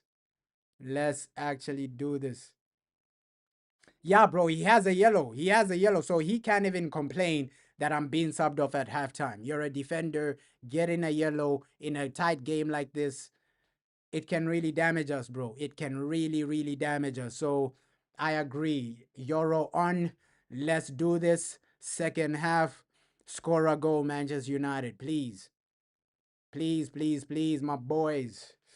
It's now, second half. We got to catch up to Chelsea. We got to surpass Chelsea on the table, right? We'll be level on points with Chelsea. Obviously, Arsenal are gone, bro. Arsenal are gone. It'll be hard to catch Arsenal. These guys are gone. I think Man City are gone. But third and fourth position is still there for Man United. Third and fourth position is still there, bro. Imagine if we do finish third.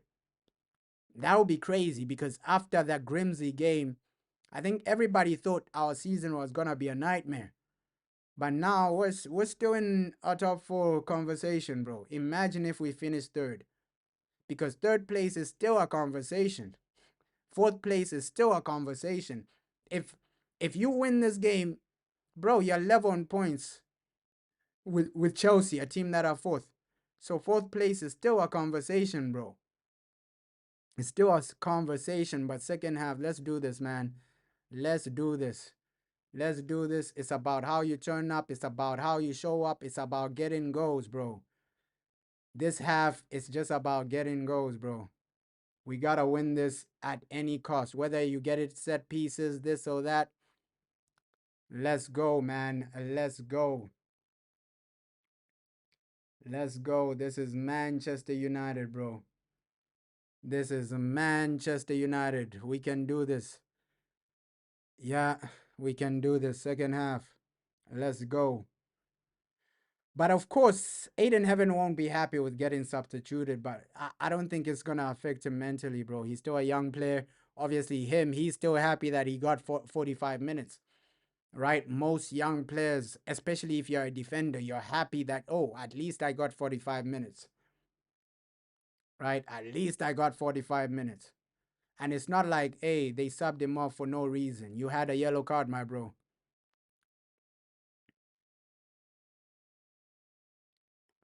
Come on, come on. Ish. Bisaka. Looks like he started the second half the way he left the first half, bro. This guy has been good. He's been good, bro, Bisaka. Because halftime, it was what? First in jewels, first in tackles, first in chance creations as well. Bisaka was on madness, bro. Those was the stats for one Bisaka at halftime. First in jewels, first in tackles, first in chance creations. He was almost first in everything, bro. So he was having the performance of his life, one Bisaka in the first half. Let's hope that that performance declines. I just hope and pray. Bisaka, don't turn up in the second half, my boy.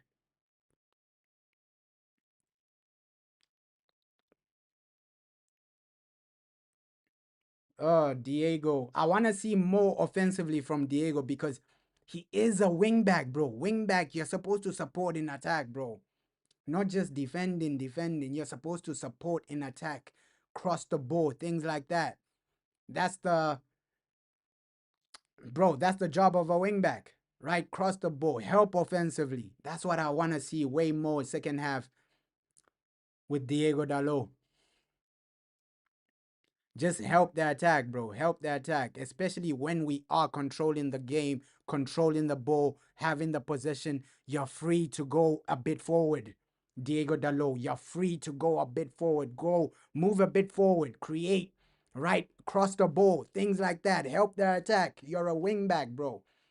At least if you're a left back, I would understand you just staying defensive. But as a wing back, go forward, my boy. Help the attack. Diego Dalot. That's why I have a feeling he might bring on Dogu, right? The manager might bring on Dogu maybe 70th minute. Mason Mount as well. If we don't get a goal by the 70th minute, I expect Mason Mount to come on. We know that's what the manager will do. We know that's what the manager will do. I don't think Kobe Maino will come on, right? I think Mason Mount will come on before. Probably Kobe Maino, if he does come on, it means we're 1-0 or 2-0 up. I know how Ruben Amorim is, bro. He's probably gonna bring on Mason Mount next and then Dogu after Mason Mount. I know that the substitutions Ruben Amorim loves.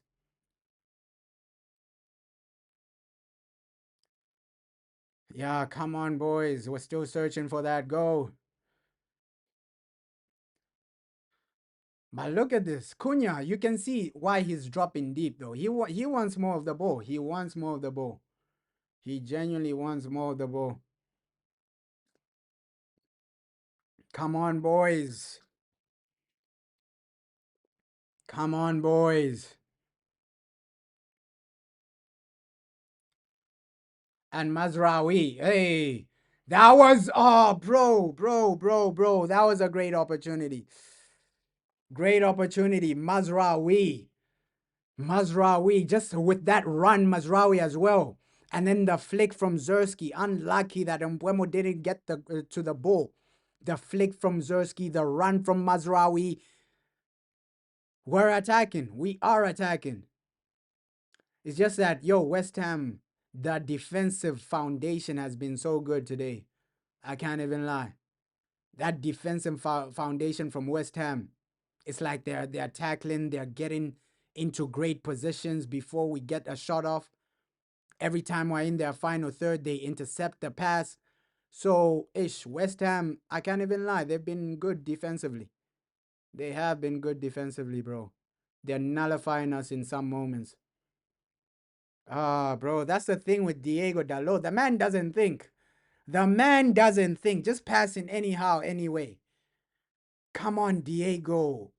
You can see there's no one there and then you're passing the ball. Like, come on, bro. At least look up before you pass, Diego Dalot. Look up. The man is just passing anyhow, anyway. Even the first half, his passing wasn't the best. All right? His passing wasn't the best. Diego, come on, my boy. Yeah, we have been good defensively, bro. We have been excellent defensively. Excellent defense, especially second half. It looks like second half so far, West Ham have had nothing. They've had nothing offensively. Yeah, bro. Diego Dalot, bro. Diego Dalot. He's doing anything at any time, bro. The man is passing, but you can see there's no one way you're passing. At least look up and then pass the ball. He's just doing things anyhow, anyway. Diego Dalot, look up, see if there's somebody there, and then pass the ball, bro. Yeah, that performance versus Palace, it didn't fool me as well because with Diego Dalot, I agree. We need a better left wing back. Because yes, Diego Dalot in some games, he'll perform well. But then in games like this where his passing is poor, he's not looking before he passes, right? He's not doing enough offensively. So, it's up and down with Diego Dalot, bro. It's up and down with him. Because that same situation, it was a perfect example of Diego Dalot. He does the right thing well, and then the final pass isn't there. He's driving with the ball well, and then when it's time to make a pass, you're passing to nobody. But we're gonna get the goal though. Full control second half. It's just we're missing creativity now. We are missing creativity. We've defended well. West Ham have had nothing offensively second half.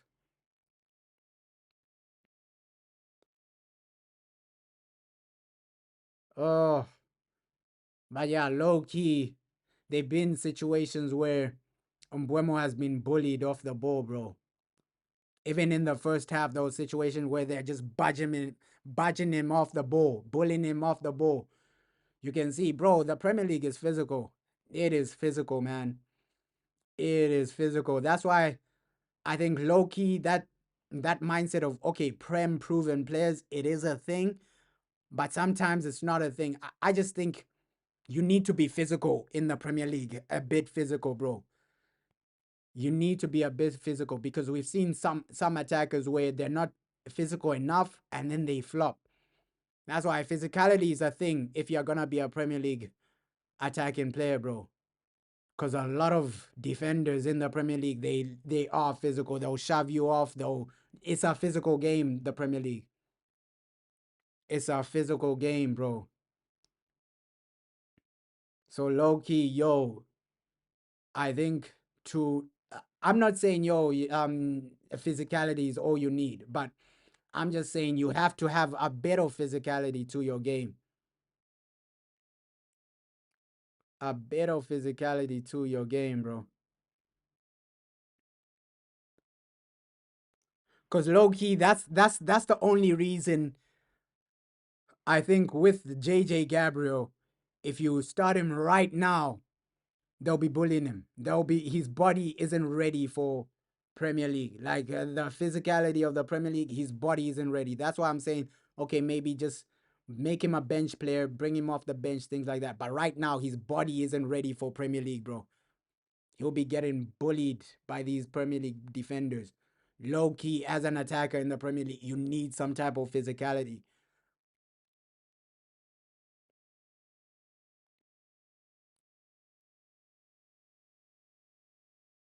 Yeah, bro. Hey, Zersky, man. Zersky, he's had some of those good passes. Even earlier on, a nice flick to Mbuemo. Zersky, that's the thing about Zersky. His hold up playmaking, it's really decent. It is really decent. It is really low key. He should have had a go as well, but Wan Bissaka said no. Wan Bissaka said no. I'm clearing this off the line.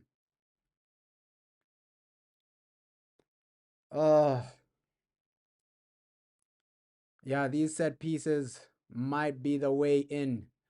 Just get that first goal, and then I think these guys will fall apart, bro.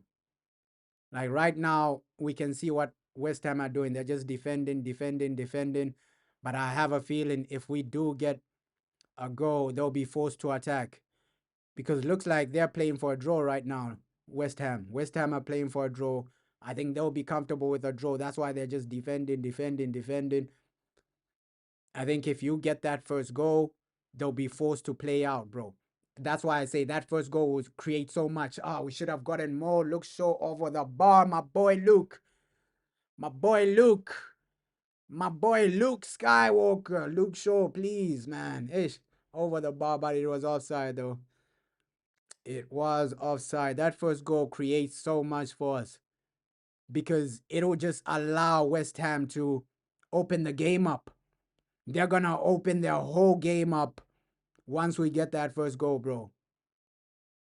Once we get that first goal, these guys will open themselves up. They'll be forced to attack.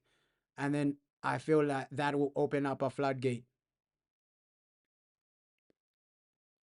Come on, my boys. We are so close to a W. We just need one goal. You're dominating possession. You're dominating midfield. Low key, the only thing you need to improve is final third creativity.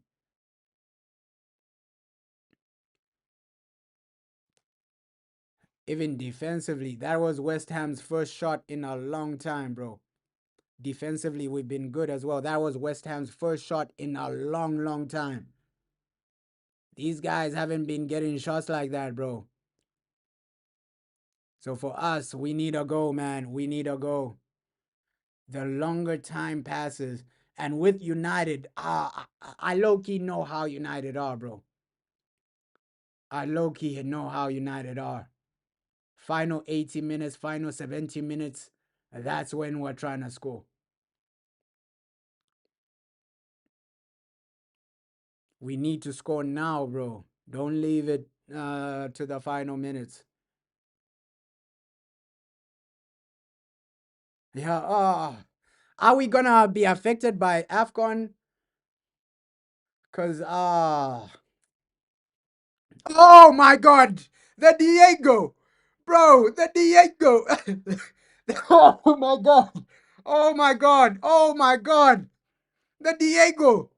Oh my God, Dalo, Dalo, Dalo. Oh my God, Dalo with the goal. Ha ha ha ha ha. Diego Dalo with a goal. Oh my God, Diego. Diego. Ah, my boy Diego Dalo. Bro, I was criticizing this guy just now and then he shut me up. No, shut up, Mush. I'm going to score right now. Shut up. Right now, I'm going to score. Diego Dalo, man. Fair play, man. I was criticizing him, saying he's not doing enough offensively. Then he shuts me up, bro. Oh, Diego Dalo. Fair play. Fair play, my boy Diego. Diego. Oh, ho, ho, ho. Oh.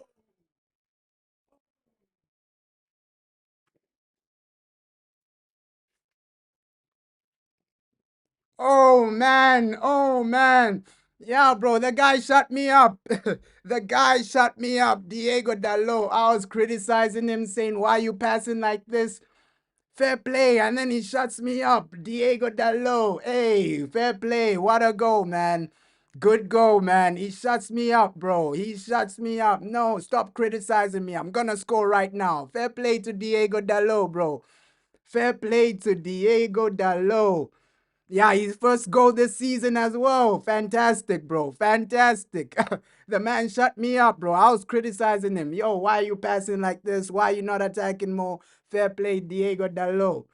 Fair play, Diego Dalo, my boy. Hey, 1-0. And I told you, bro, we're like a second half team. We're a second half team. Most of our goals come in the second half, bro. First half, I said it at halftime. It's not panic stations right now. Football is 90 minutes. This team will get the goal, bro. Come on, United. That's what we want to see. But hey, Diego Dalo, fair play, my brother. Fair play. Hey, fair play, bro. Hey, that's how you shut people up, bro. Hey, by scoring and performing. Fair play to Diego Dalo, man. We needed that goal. We needed that goal. But yeah, crazy that it's his first goal this season. Happy for him. Happy for the guy, bro. Like with me, I'll criticize players, but bro, all I want is the best. The best for Man United, the best for the players. I want these guys to be turning up. I want these guys to be scoring goals, bro. I'm happy that Diego Dalo shut me up, bro. He shut me up with a goal, right? I was criticizing him first half. I was criticizing him with the poor passing, but he shut me up with a goal. Fair play, Diego Dalo, man. Fair play, man. But yeah, like this, I think the game is done. The way we're defending, and I said it, that first goal is going to be a catalyst. Now, West Ham, they're going to start attacking, which will leave way more space now. That first goal is just a massive positive, bro. I think it's going to be a floodgate. And I said at halftime, it might end 2-0. I'm sticking with that. I'm sticking with like 2-0. I think even 3-0 is possible, bro. I think even 3-0 is possible. I said at halftime, we might get 2 goals second half. I think 3 goals is even possible as well. We can get 2 more. It's realistic. Yeah, bro, we just need 2 more. We just need 2 more. 3-0 is realistic, bro. It is realistic. At least you've gotten the goal early.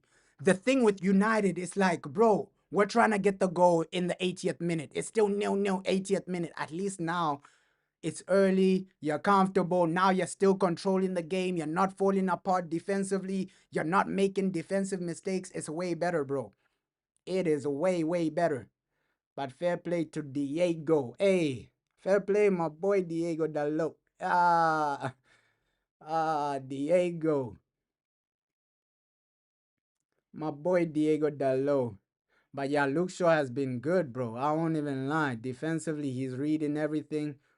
All the passes, all the interceptions, bro. He's reading a lot. He's reading a lot. Low-key, I didn't expect Diego Dalot to be our goal scorer today. I thought it was going to be a Bruno or a Cunha situation. But, bro, you're happy regardless of who scores, man. You're happy regardless of who scores.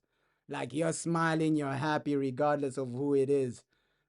Fair play to Diego. Hey. Nah, proper game. Proper game. And this second half, we've been in control since the second half started.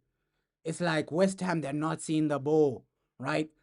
Lamens is relaxing. He's not having to make saves, things like that. We've been in full control second half. Fair play to Ruben Amorim, bro. This second half, bro, we've been in full control. To be fair, after the 30th minute, we've controlled the majority possession, bro.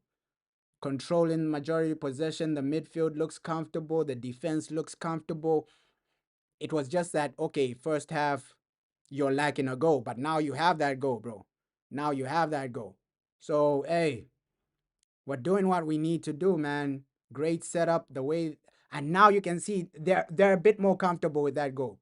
That goal relieves the pressure, bro. Now you can play your game. Now you can play your game. It genuinely relieves the pressure. Now you can genuinely say, okay, time for me to just play the game.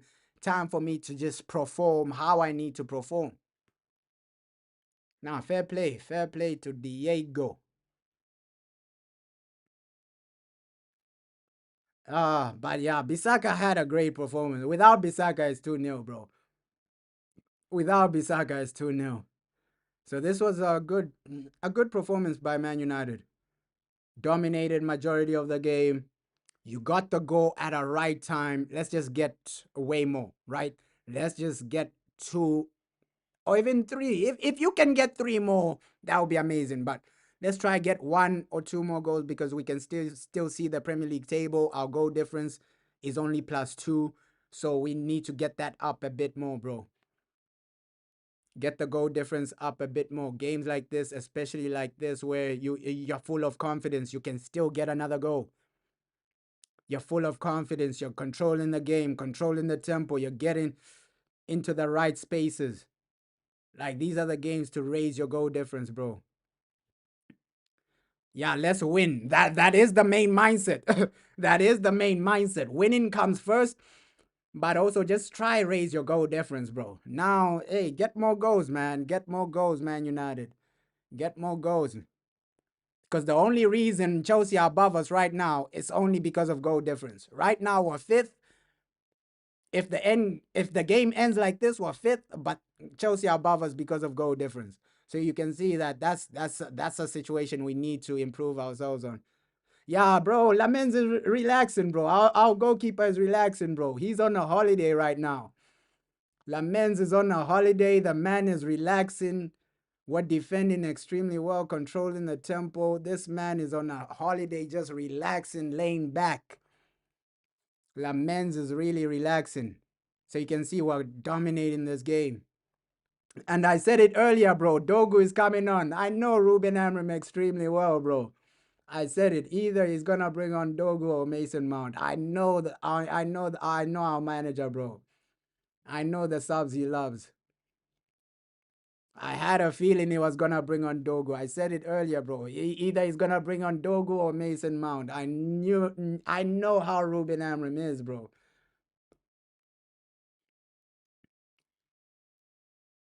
But hey, proper, man, proper. Proper, man. At least you're getting goals in proper minutes, proper time. Now just win it. Don't fall apart now. Do not fall apart. And just what I said, now West Ham are trying to attack more. And low key, during transitions, during counters, that's where we've seen crazy attacks from Man United during a transition, during a counter, things like that.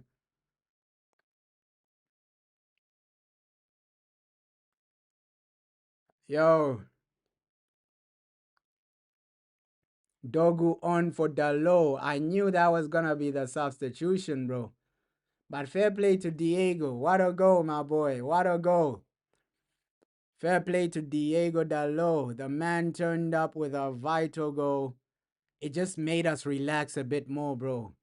That 1-0, it makes you relax a bit more. It makes you calm down as a football fan. Because when it's 0-0, the tension is high, man. The tension is too high. You might lose your mind when it's 0-0. But fair play, Diego Dalot. Come on, Manchester United. This is what we want to be seeing, bro, on a regular basis.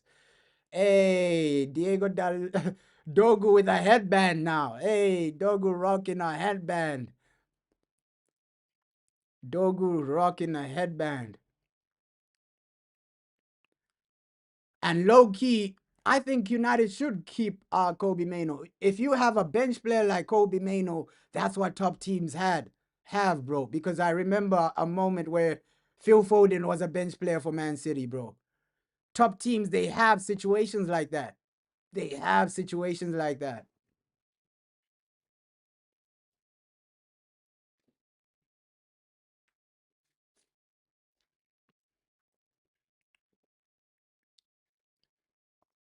Those are regular situations for like top teams, bro. Because if you look back at the treble winning Man City team, you could see the bench players, bro. There were moments where Mahrez was on the bench.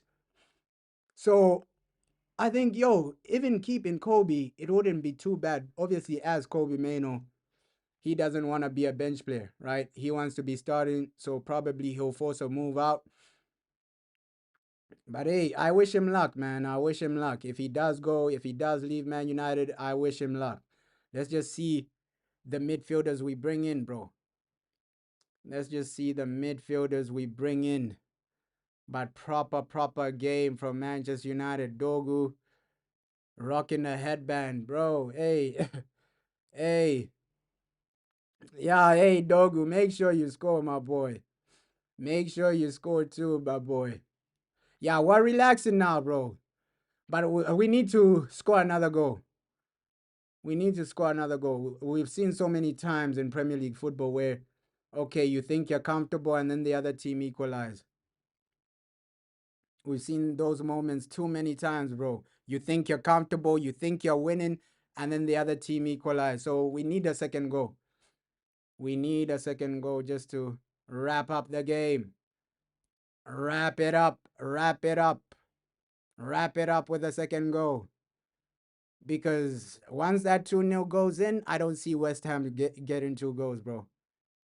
Wrap it up, United. Wrap up the game. Wrap up these boys. Get a second goal and wrap it up, bro. Get a second goal and wrap it up.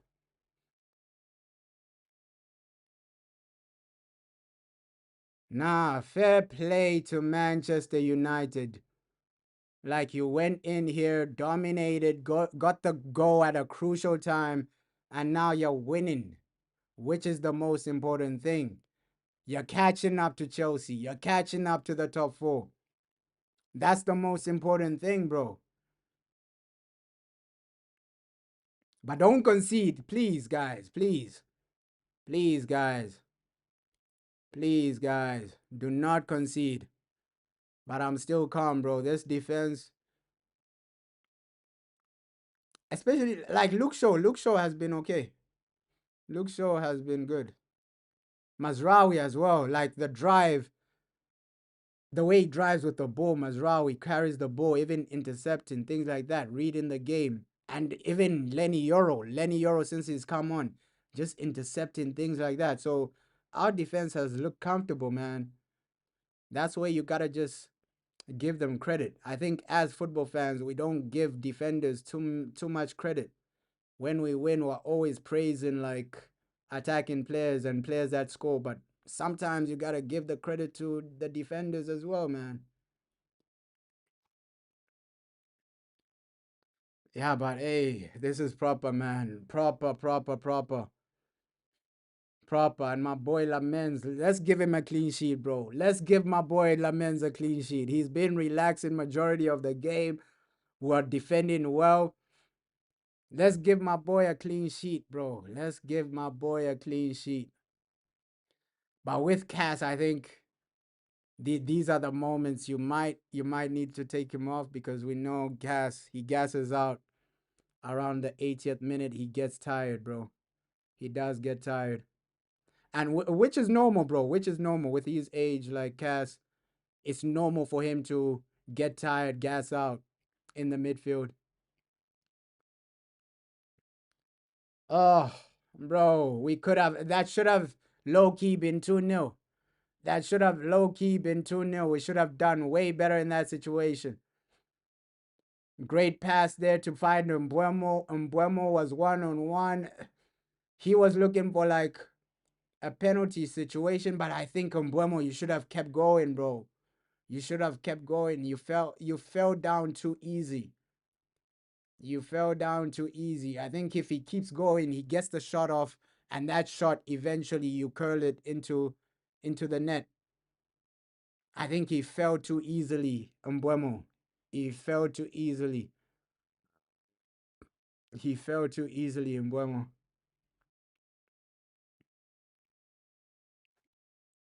Come on, but that second goal is coming though.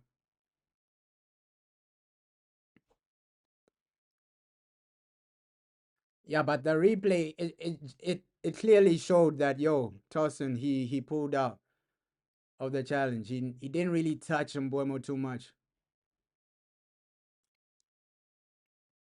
But I get it. I get it. When you're an attacker, you feel the contact, bro. You go down for a penalty. I get it, bro.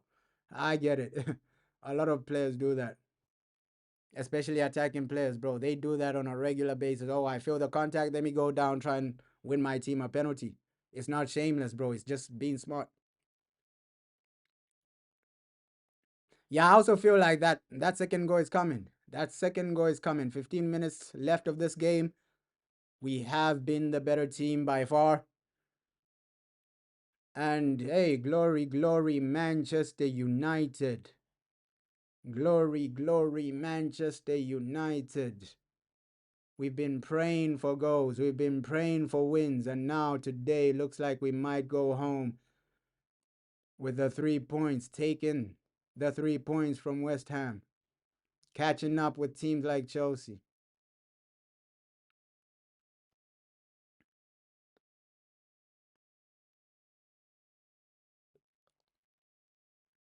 Yeah, brilliant from Lenny, bro. He's been everywhere. The performance since he's come on, impressive, man. Impressive. Let's see, can we get 15 minutes is a lot of time for in football. But it looks like Mount is coming on now. Like I said it, bro. His next two substitutes are gonna be Dogu and Mount. I know Ruben Amorim extremely well. Looks like Mount is coming on now. Mount Everest, my boy. That was a massive goal in the previous game, bro. Hey, that goal he scored against Palace. Mount turned up. Mount turned up with a massive goal. A massive, massive goal.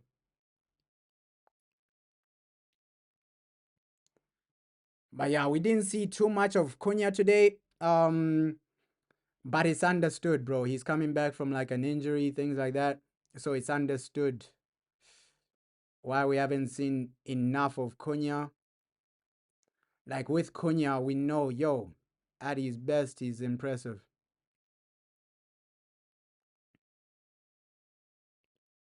Come on, Diallo.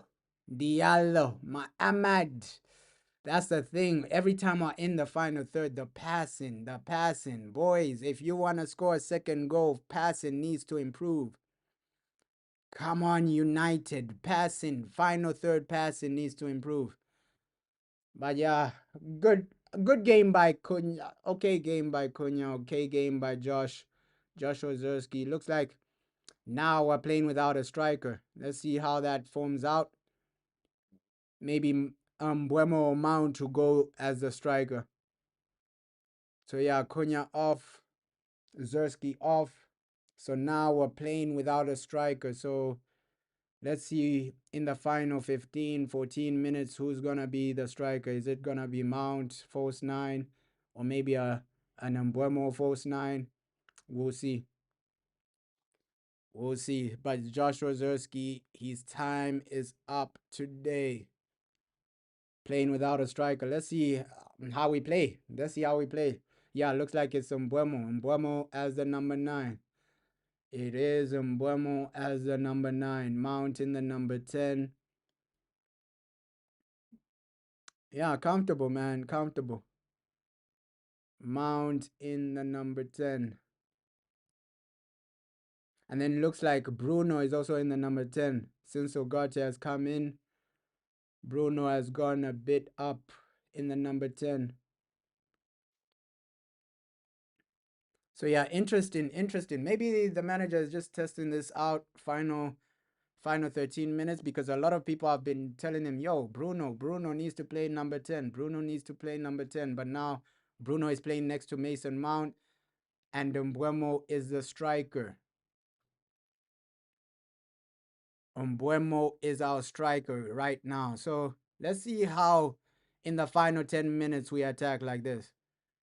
I genuinely want to see how they play together. Because we've seen Mbuemo sometimes for Brentford play as a striker. He has the capabilities to do that. Mount next to Bruno, at least Bruno in his natural position as a number 10. Let's see. I know it's only 10 minutes, but let's see, bro. Let's see how they play. Let's see how they play. But for sure, I think low-key, Ruben Amorim has tested this out in training. Okay, Mount, Bruno, you guys are as the number 10. Mbuemo as our striker. I think low-key one day he tested this out in training. But yeah, it's looking okay though. It's looking okay. It's looking okay. It's looking okay. Bruno has a number 10 Mount there. Looks like Dogu is driving forward. Okay. You can see Bruno, at least that's what I want to see from Bruno. Him just having that freedom to drift in their final third. Not Bruno playing deep. Him in the number 10, he looks way better, bro. I know it's just been like 3-4 minutes, but he looks way better as a number 10, bro. And then Ugarte playing deep just to do what he does, recover the ball, pressing, things like that. Bruno, you as a number 10. This looks okay, man. This looks okay, though. I think these subs, hey, it was a good experiment. I hope this shows Ruben that, yo, Bruno as a number 10, that's where it's at. That's where it's at, bro. That is where it's at. Because you giving him that freedom. Even the runs he's making, bro. Oh, poor touches from Mbuemo. Poor touches from Mbuemo, though.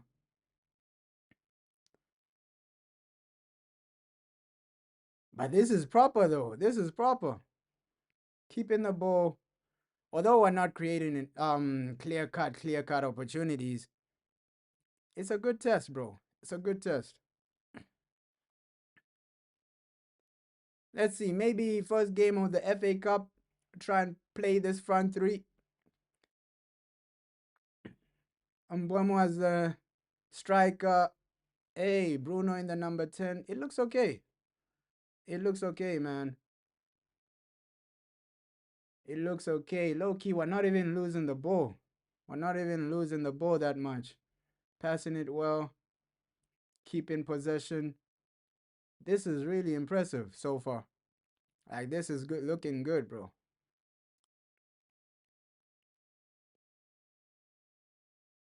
Looking good. Oh, great interception as well. I feel like that goal is coming. The way we're playing, it's eventually. That's where you want Bruno, bro. In the number 10, bro. Good header, but I feel like he had enough time to chest it and then just take a shot. To control it, chest it, and then take a shot. But that's where you want Bruno. Bruno get in the right positions, bro, as a number 10. Low-key, he's getting into better positions than Cunha as a number 10.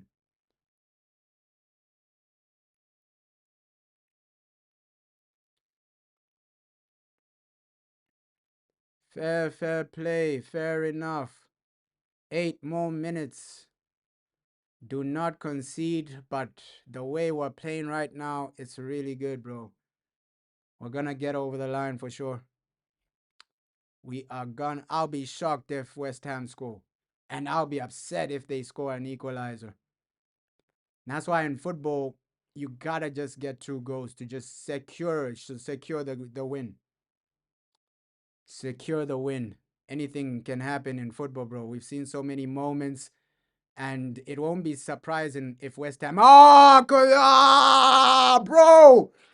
I'm just saying it won't be surprising if West Ham score and then they score.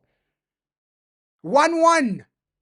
1-1, bro. That's what I said. In football, you can never be too confident, bro. I was just saying that, bro. It won't be surprising if West Ham score and then they score. 1-1. 1-1, bro. What? What is this? We messed it up. Final moment. We messed it up. Final moment. Playing with your food. Playing with your food. That second goal should have come earlier. You're out here playing with your food. We should have won this game comfortably. There's still time to get another goal, but ish.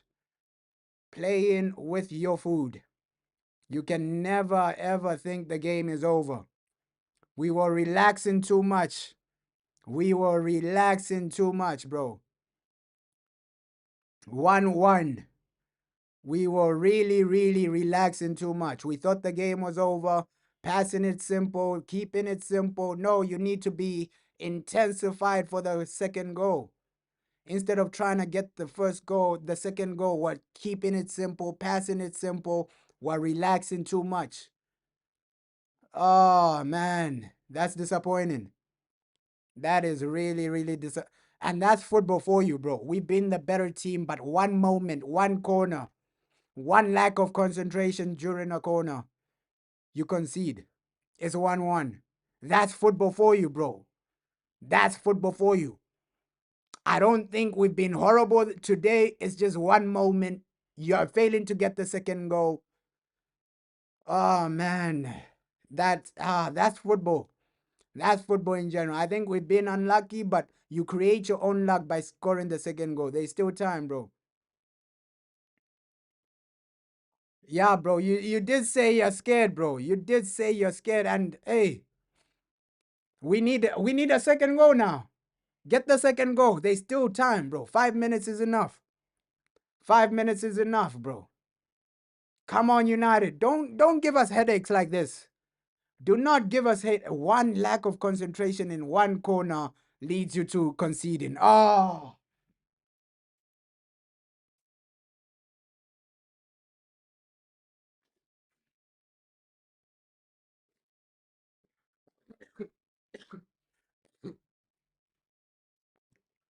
Oh, man. I don't even think it's Ruben Amorim's fault, bro. Oh, my God. I don't even think it's Ruben Amorim's fault. Right? We had a good game. We were dominating majority of the game. Yeah, but West Ham almost making it 2-1. Look, instead of us attacking, now West Ham are the guys about to score the second goal. We should be the guys attacking. Come on, United, bro. Please. Please do not crash out in this game. Oh my God. And that's football for you, bro. One moment you're up, the next moment you're in tears, bro. That's football.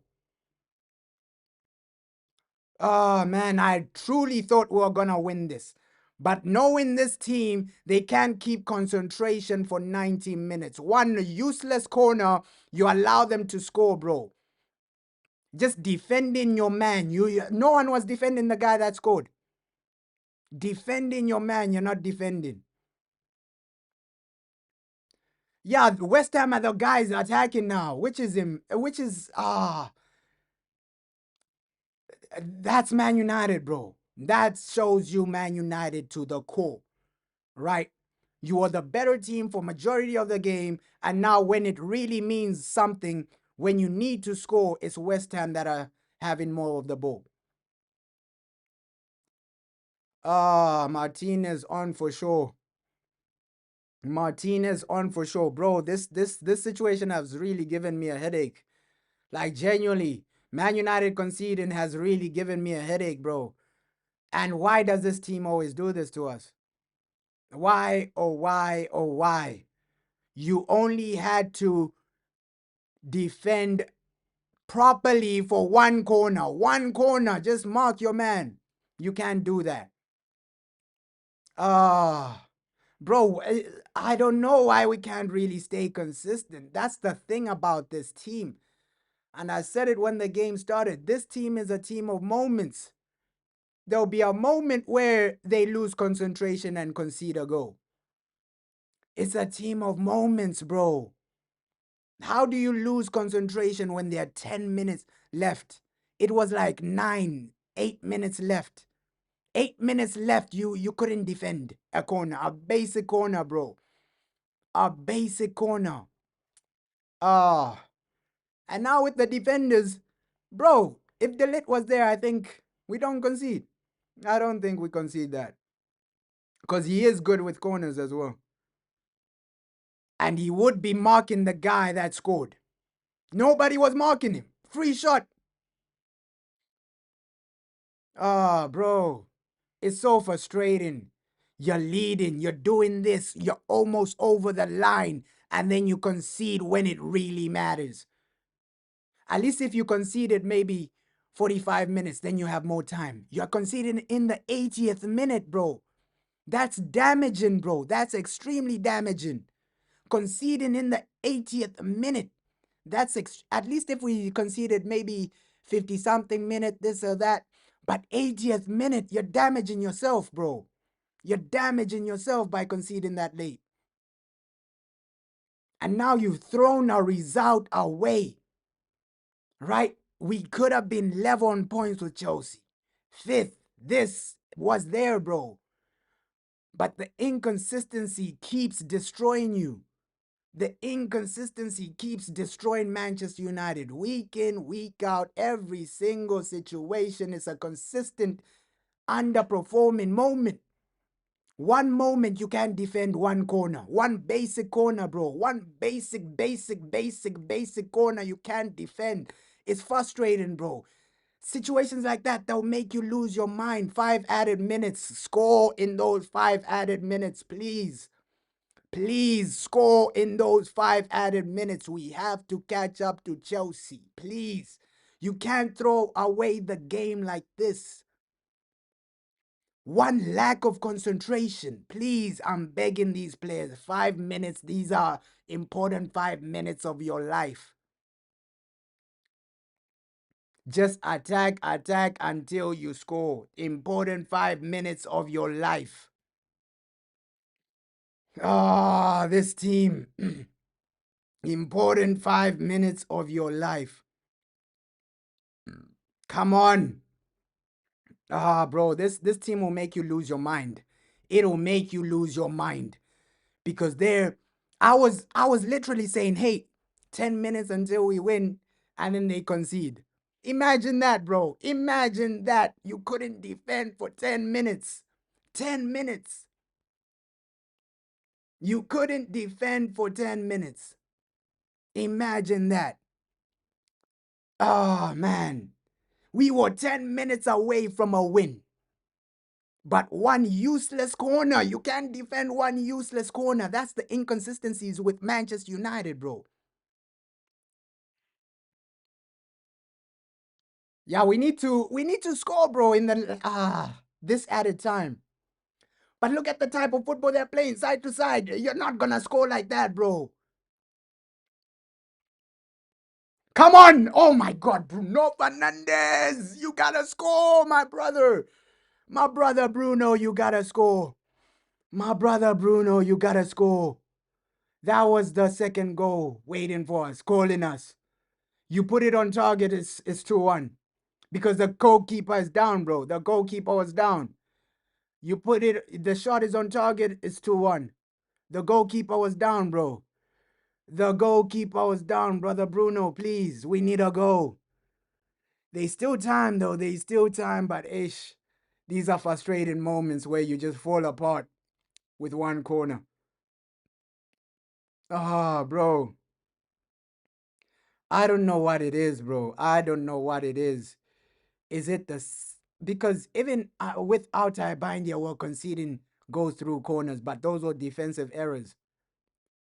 What is going on with us conceding corners, bro? What is going on? I don't know who the coaching staff is for corners, but that man needs to get fired. I won't even lie. Because how can you allow a man to be clear? He shot the ball. Nobody was marking him. Nobody was there close to him. It's a corner, bro. You're supposed to be marking everybody. The guy was free to shoot. Then there we go. 1-1. And disappointing moments with Man United, bro. The inconsistencies are destroying us. Oh my God. The inconsistencies are destroying us, bro. I have lost my head. My head is gone. My head is gone. I have lost my head. My head is gone, bro. We were so close to winning. But you had to concede in the 80th minute. Bro. Bro, my head is gone. My head is gone. Let's see. Maybe this final minute they can do something, bro. Yeah, for sure. I said it earlier, bro. West Ham are playing for a draw. West Ham are playing for a draw, bro. They're happy with this situation. They are playing for a draw, bro. They are happy with this situation, man. Low-key, they're smiling with this. They are low-key smiling with this. Oh, wow. Wow. We've bottled it. We've bottled it.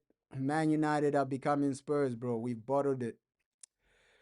We bottled it. We bottled their win. Manchester United are becoming Spurs, bro. We bottled it. We bottled the win. Final moments, you bottled the win. Oh my God. Bro, I have lost my mind. I have genuinely lost my mind. Come on, Bruno. Bruno. Bruno. Bruno. Oh.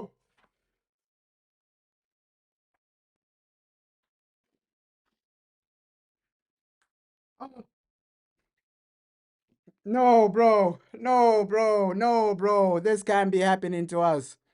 This can't be happening to us. Full time. Full time, bro. Full time.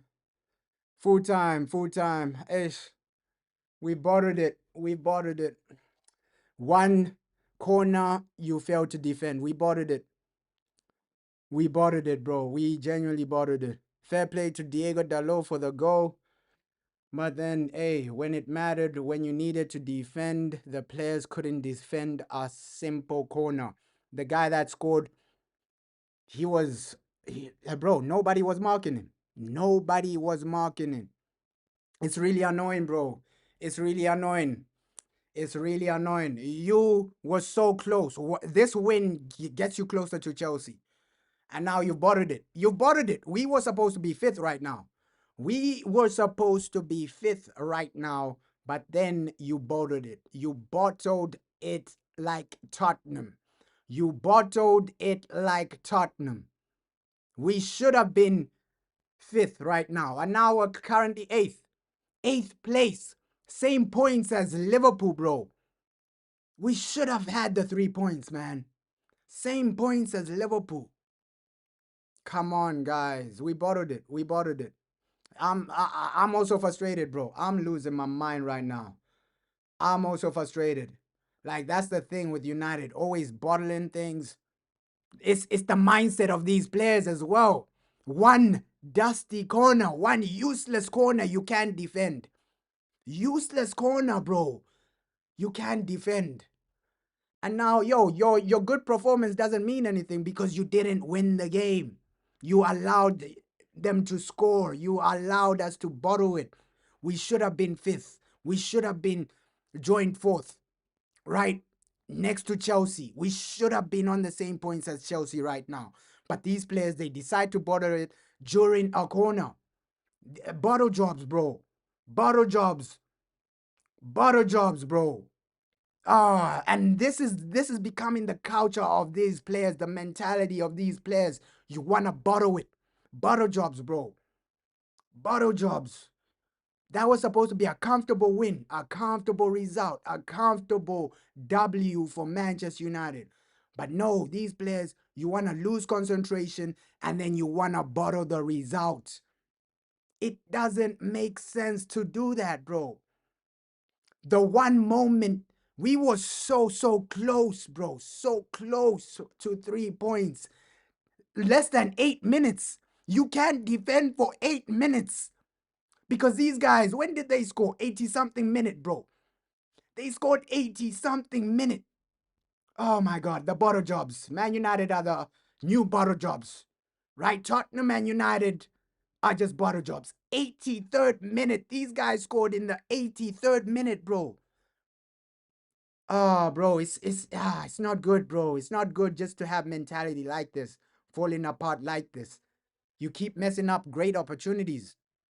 We keep messing up great opportunity. We should have been in the top four long ago. This is not the first game we're bottling. We bottled it to Everton 10 men, right? We bottled it to Everton 10 men. So Everton, you failed to get 3 points. Bro, we should have genuinely been comfortably in third place.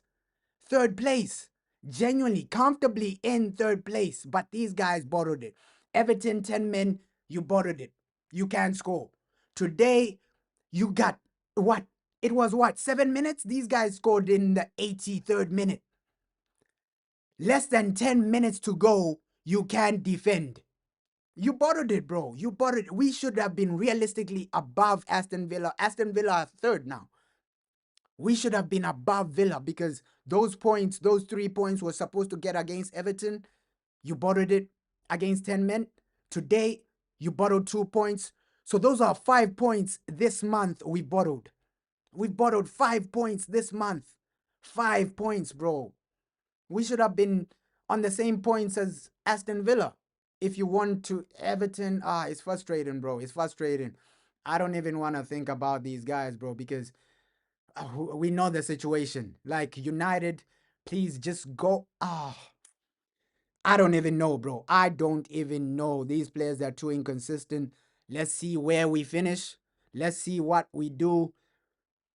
Bro, I'm losing my mind as well, bro. Like, I hate this situation. I hate this. It's so annoying that you bottle it. Like, oh my God. Oh my God, bro. Imagine we've been bottling it for years now, for years. But ish with United, looks like that's the culture now. Oh my God, looks like it has become our culture now. Just bottling inconsistency, failing to get over the line. It's become the Man United culture now, bro. We've seen it for too long. Last season, we're seeing the same situation where you're up, even in under Ten Hag, bro. We saw these situations under Ten Hag. You're 3-0 up, and then the game ends 3-3. We're just building a mindset of bottling. Bottling every single game. A lot of games you're bottling. Even under Ten Hag, it was the same situation. Europa League, you're 3-0 up, and then the game ends 3-3. You bottle it, right? I don't know how this couch has just come into Man United, bro. I don't know how this mindset, this couch has just come into United. Oh man, but it's frustrating not to get the 3 points. We were so close to Chelsea. Chelsea fans are gonna be smiling, but bro, we're just too inconsistent. That's the thing. That's the thing. I just hope and pray that we win against Wolves. Don't bottle it against Wolves, bro. Because imagine if they bottle it against Wolves. It'll be a disaster, bro. It will be. And low-key, I can't even blame the manager for this one, right? I can't even blame Amorim for this one because there you were comfortable controlling the game. All you had to do, you didn't even have to score a second. The defending for the corner was horrendous, bro. The defending for the corner was horrendous. So all you had to do is just defend the corner a bit better. But we know Man United, you love bottling. You love destroying yourselves. You love underperforming. You love being unreliable. But oh man, let's just focus on Monday. Monday, that Wolves game. Oh, it's always disappointing to end games like this, bro. When you should have won the game and then you don't get the maximum 3 points. It's always frustrating to end games like this, bro. Like genuinely, my mind is gone. These guys, the moment they conceded, I just got a headache, bro. I just got a headache. My head just started paining because Man United are always bottling situations. Why is this the couch at United, bro? But man, that's it for me, bro. That's it for me. My head is paining. It's gone. Bottled it. Oh man, they've really messed it up for us, man. They've really messed it up for us today. These players, they don't know how to get over the line. They do not know how to get over the line. But shout out everybody that joined this. Unfortunately, we ended this with a loss. It feels like a loss, bro. It feels like a loss, bro. All those chances, bro. We had some good chances though. We had some good chances, and you should have scored the second goal earlier. You should have scored the. I'm also upset, bro. I'm also upset, man. Like these guys have just given me a headache. Like you conceding, it's giving me a massive headache, bro. Like how do we bottle that? You were a few minutes away from getting the win, but then you want to concede 83rd minute. That's bottling. That's massive bottling, bro. They've given me a headache, bro. Ah, but let's hope. Shout out everybody that joined this, but that felt like a loss, man. That felt like a loss.